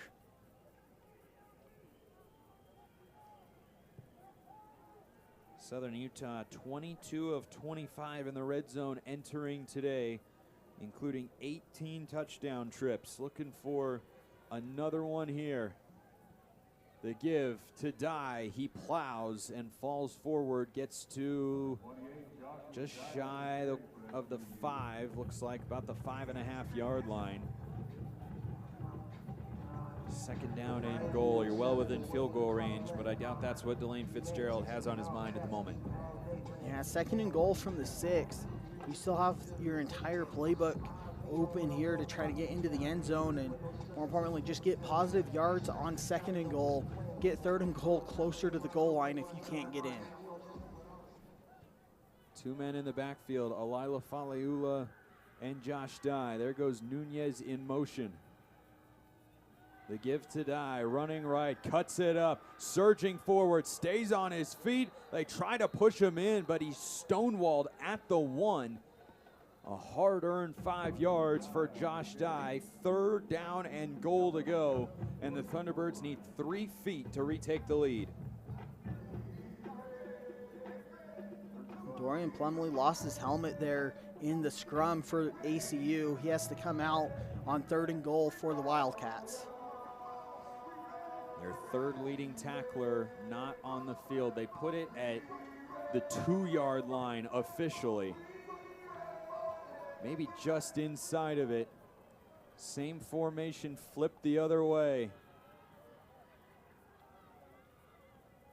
Nunez in the flat, has the catch, and he is brought down. Tyson Williams makes the stop, and it's decision time for Delane Fitzgerald.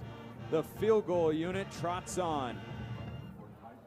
And Nunez was open there in the flat, coming in motion, running full speed at the snap, but Barron put the ball just behind him, and it allowed the ACU defense to get the stop. Jaden Rogers, 4 of 7 on field goals this year, has not missed an extra point. And this is essentially that range, a 19-yard try to tie the game with less than 7 minutes to go. Operation clean, kick is up, and he's got it. 24 apiece with 6:53 to play. Josh Dye's 67-yard burst sets up the field goal, and we've got a nail-biter here at Eccles Coliseum. We'll finish it out when we get back.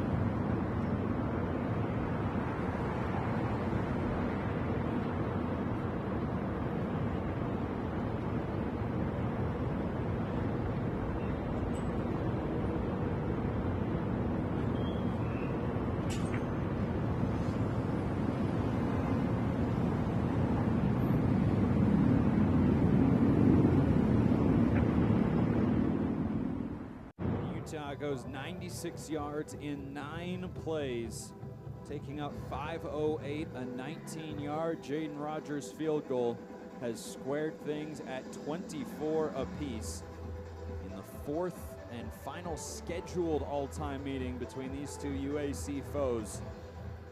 What a finish we should have in store. Spencer McLaughlin, Dallin Richards, Kendall McGuire with you. Jaden Rogers, or Danny King rather, with a boot for the touchback. And here comes the Abilene Christian offense. And Stone Earl, that is first-team All-American names in FCS college football, maybe all of college football as far as I'm concerned. Found some big chunk plays on the last drive. 3 plays, all passes, completions of 41, 39, and 28 yards for a touchdown. And 91 of his 225 yards through the air came on that last drive, and it's been his ability to bounce back after his 2 interceptions that have kept the Wildcats in this game and have given them the lead back after those turnovers for the most part. They start with a run to Wilson. Vaughn went down with the injury earlier. We still have not seen him, unfortunately, return to this game. And we've mentioned it several times tonight, but these spots are where Coach Patterson feels like his offense has been exceptional this year. Balance, the ability to execute multi-play drives down the field that take up a lot of clock. You mentioned the game winner last week against West Georgia. 19 plays, 94 yards they went.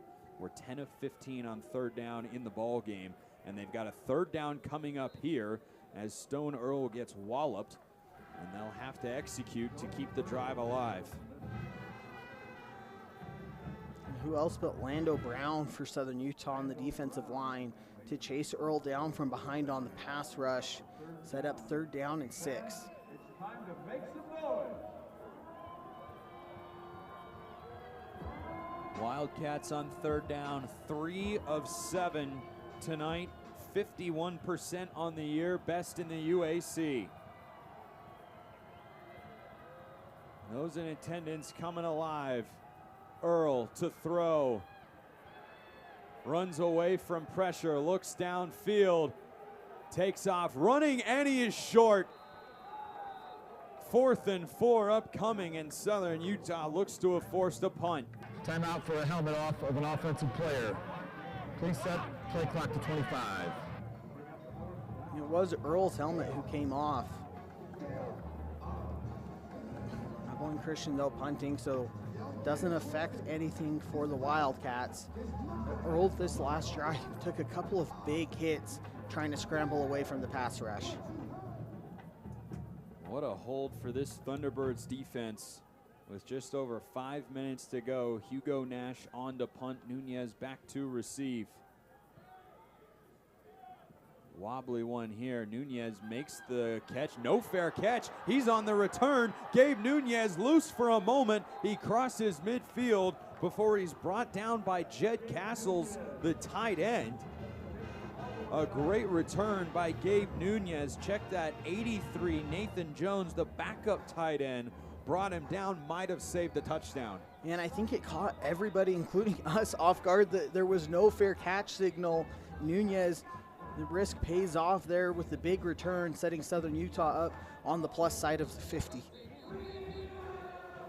It was between 4 Wildcat defenders. I mean, I thought for sure, I didn't see a super clear indication of a fair catch. There's no major argument from the Abilene Christian side, so I think they, like us, presume you're going to make a fair catch in that spot. Nunez catches them napping. And here go the Thunderbirds on 1st down. They give it to Dye, and he is brought down. Great pursuit on the play by Chris Wright from the backside, and Dye dropped behind the line of scrimmage. And Chris Wright chases Dye all the way from the opposite side of the field, bring him down at the for a loss of 2 even. This Wildcats rush defense has been solid for the most part, aside from the 67-yard run last drive for Josh Dye.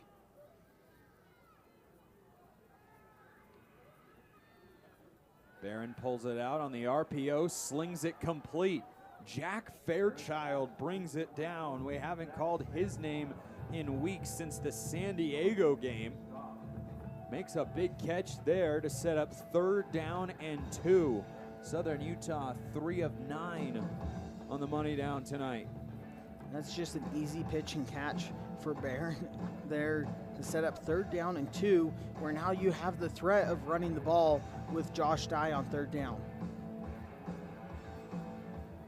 Dye, the tailback, Alila Faliula, the motion man. Dye just goes right into the middle, and he somehow squeaks out. Flags fly. This is a face mask, I believe. against Abilene Christian. Dye hard-fought yardage, and we'll see if they're tacking on 15 more. 3 flags flew in at the exact same time, pretty much. They all saw the same thing. Personal foul, grasping the face mask. Defense, number 22. It's a 15-yard penalty, automatic first down. Javion Wilcox has had a great game today, and now Southern Utah with 3:36 to go, seeking their first ranked win since late last season against Central Arkansas on the road in Conway. Abilene Christian has 2 timeouts. We also have the 2-minute timeout. But I imagine the Thunderbirds will try and use as much clock as they can here on this drive. Got to score first. Dye up the middle just picks and chooses his way forward for a few. I mean, if Southern Utah plays it absolutely perfect down the stretch, Abilene Christian might not touch the ball. At the very least would do so again with a minute or less to go. And you talked about it. First priority for Southern Utah, obviously get points on the board. Second priority is to run clock and force Abilene Christian to use their last 2 timeouts. And Barron pulled that out, wrong read, and he is pummeled down to the ground.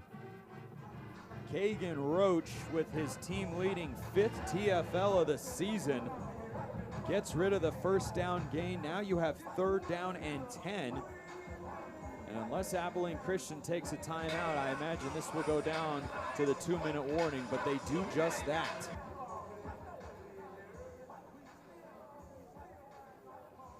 So Keith Patterson calls a timeout. If Southern Utah fails to gain another yard, it would be a 35-yard field goal. Abilene Christian, their second of the half. Please reset the game clock to 2:21. This timeout is at 30 seconds in length. Rogers' career long is 50. His season long is 44. He's already hit from 19. And you're faced with the same dilemma here if you are Southern Utah and offensive coordinators Will Brunson and Matt White. A 3rd down and 10 with a veteran quarterback. I feel like when you've lost 5 straight games, you go on the aggressive side of things here at home. Yeah, especially with an experienced quarterback like Bronson Barron, who you trust to make the right read, and even if he has to take a sack late. But nonetheless, it'll be a big 3rd down for both sides here late in the ball game. 3rd down and 10 for Bronson Barron and the Thunderbirds. Fairchild in motion. Barron to throw, floats, Carr hauls it in, touchdown, Southern Utah leads with 2:17 to play.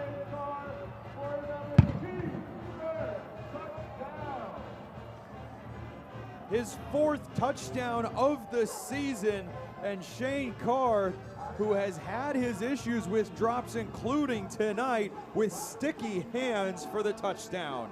It was a great route and a better throw from Barron, putting it where only Carr could come down with it, put Southern Utah back on top on 3rd and 10. He beat Noah Mangum. Rogers on for the all-important extra point. And he just sneaks it through. 2:17 to play. The Thunderbirds march down the field, set up by the Gabe Nunez punt return. 6 plays, 47 yards in just 2:34, and the only downside to that, if you're a Thunderbird fan, Dallin, there is still a lot of time left in this ball game, including the 2-minute timeout. There is still a lot of time, but you're fine allowing them to have this time because the ball ended in the end zone. It would have hurt a lot more for Southern Utah had that drive ended with 3 and ACU with a timeout and the 2-minute timeout to work with.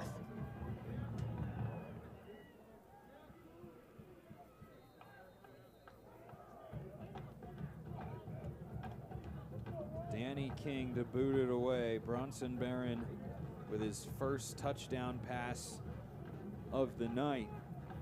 Dye with 2 running, the pick 6 from Mikey Allen. And now the Barron to Carr link up for the go-ahead touchdown. Can the defense hold strong one more time for Southern Utah? 2:17 and 2 timeouts, 1 timeout rather, plus the 2-minute timeout for veteran quarterback Stone Earl. The college football journeyman began with the Wildcats before Coach Patterson arrived. 2 years at North Texas, 1 year at Marshall, where he played 9 games, starting the first 5 for the eventual Sun Belt champs. And a false start to begin the drive on Landon Roten will give Earl first and 15. Offense, number 59. 5-yard penalty, it's first down. The Southern Utah defense hyping up the crowd here in Cedar City, and if you're Abilene Christian, you have to circle number 7 in red in these must-pass situations up at the top of the screen. They go to the ground here. It's Earl who keeps it, knifing through the middle. He gets the penalty yardage back +1 to make it 2nd down and 9. Wildcats trying to get a playoff before the 2-minute timeout, and they do just that. Earl to the air, deep down the field, contact at the top, no flag, a late one comes from the far side official.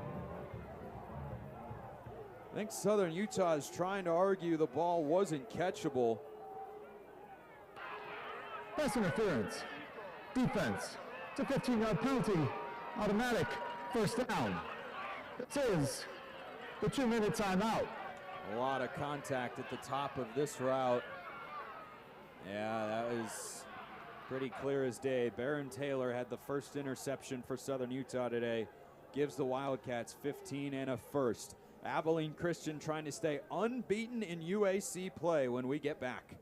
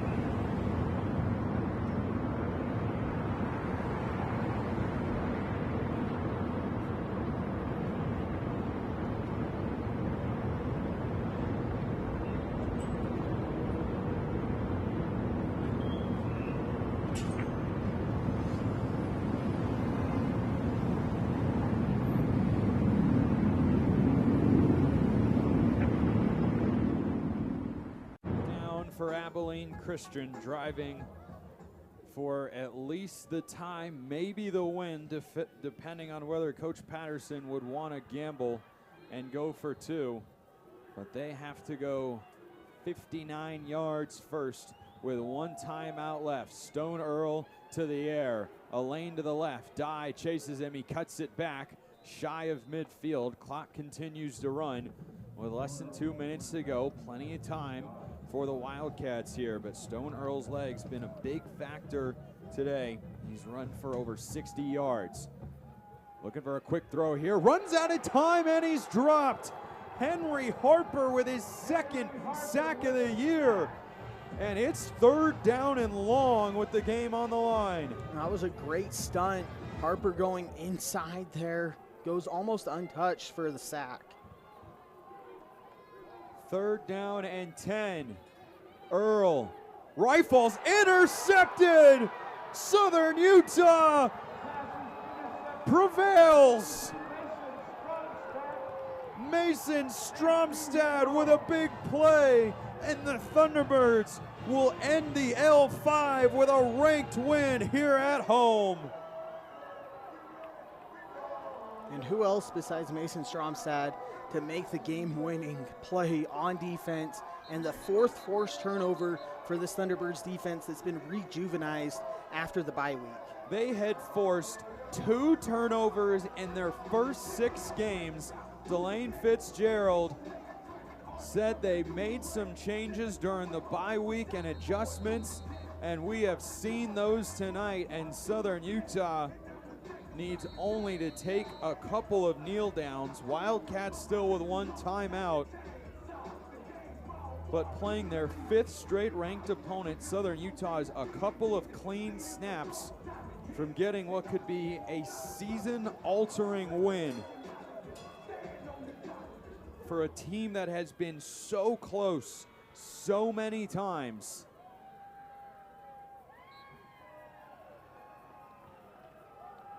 Coach Patterson does not look like he will take a timeout. A shakeup in the FCS as the number 13 team and previously unbeaten in league play Abilene Christian Wildcats set to go down here at Eccles Coliseum.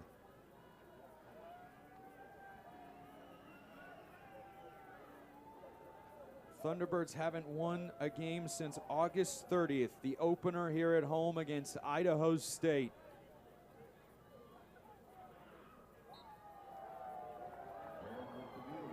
That changes tonight, as that'll do it. 31-24, the final, and Southern Utah upends the Wildcats. That's the end of the game.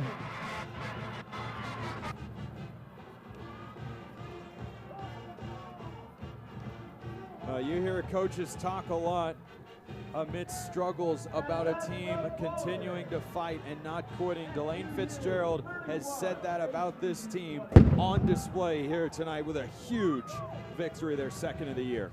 Huge victory, and you talked about it being season-altering for the Thunderbirds going into the back half of the season, getting that ranked win and winning a close game, something they hadn't found a way to do yet this season. The defense comes through with those 4 turnovers. The offense does just enough with those turnovers to get the 7-point victory. The 3-point overtime loss to San Diego, 3-point loss at home to NAU in a rivalry game. Competitive at the half, the second half got away a bit at UC Davis. 3-point loss at home to West Georgia. Halftime lead that they lost at Tarleton, and finally a breakthrough that you felt like was just around the corner, and Delane Fitzgerald gets the ball club a big-time win here in Cedar City. It is all hugs and smiles on the Southern Utah side of things. Kendall McGuire standing by with the Thunderbirds head coach. Coach, your defense just came up big. Big win against an unbeaten team in the UAC. What does that tell you about the heart of your guys? It's a huge. We have home field advantage here, and we understand that 4 turnovers, that might have matched or exceeded our turnover margin for the year. Great job by our entire defensive staff. Just a really good team effort. Absolutely, and Josh died for almost 200 yards tonight. What does he continue to bring to your team? Well, he had 70 on 1 play. Hey, good football player. We love Josh and his brother and the whole family. He's a good football player, but give credit to those guys blocking for him up front. Absolutely. Thank you, Coach. Congratulations. Thank you. Thank you, Kendall. Great work tonight, as always. That'll do it for us here from the broadcast. 31-24, the final. Southern Utah knocks off 13th-ranked Abilene Christian here in Cedar City. For my colorman, Dallin Richards, Kendall McGuire down on the sidelines. Fantastic work tonight, and our entire outstanding production crew. I'm Spencer McLaughlin saying so long. This has been a production of ESPN. All games are streaming live, are in the ESPN app. Thunderbirds get the upset win. We hope you enjoy the game. We'll see you next time, whenever and wherever that may be. Until then, hope you all have a wonderful rest of your night.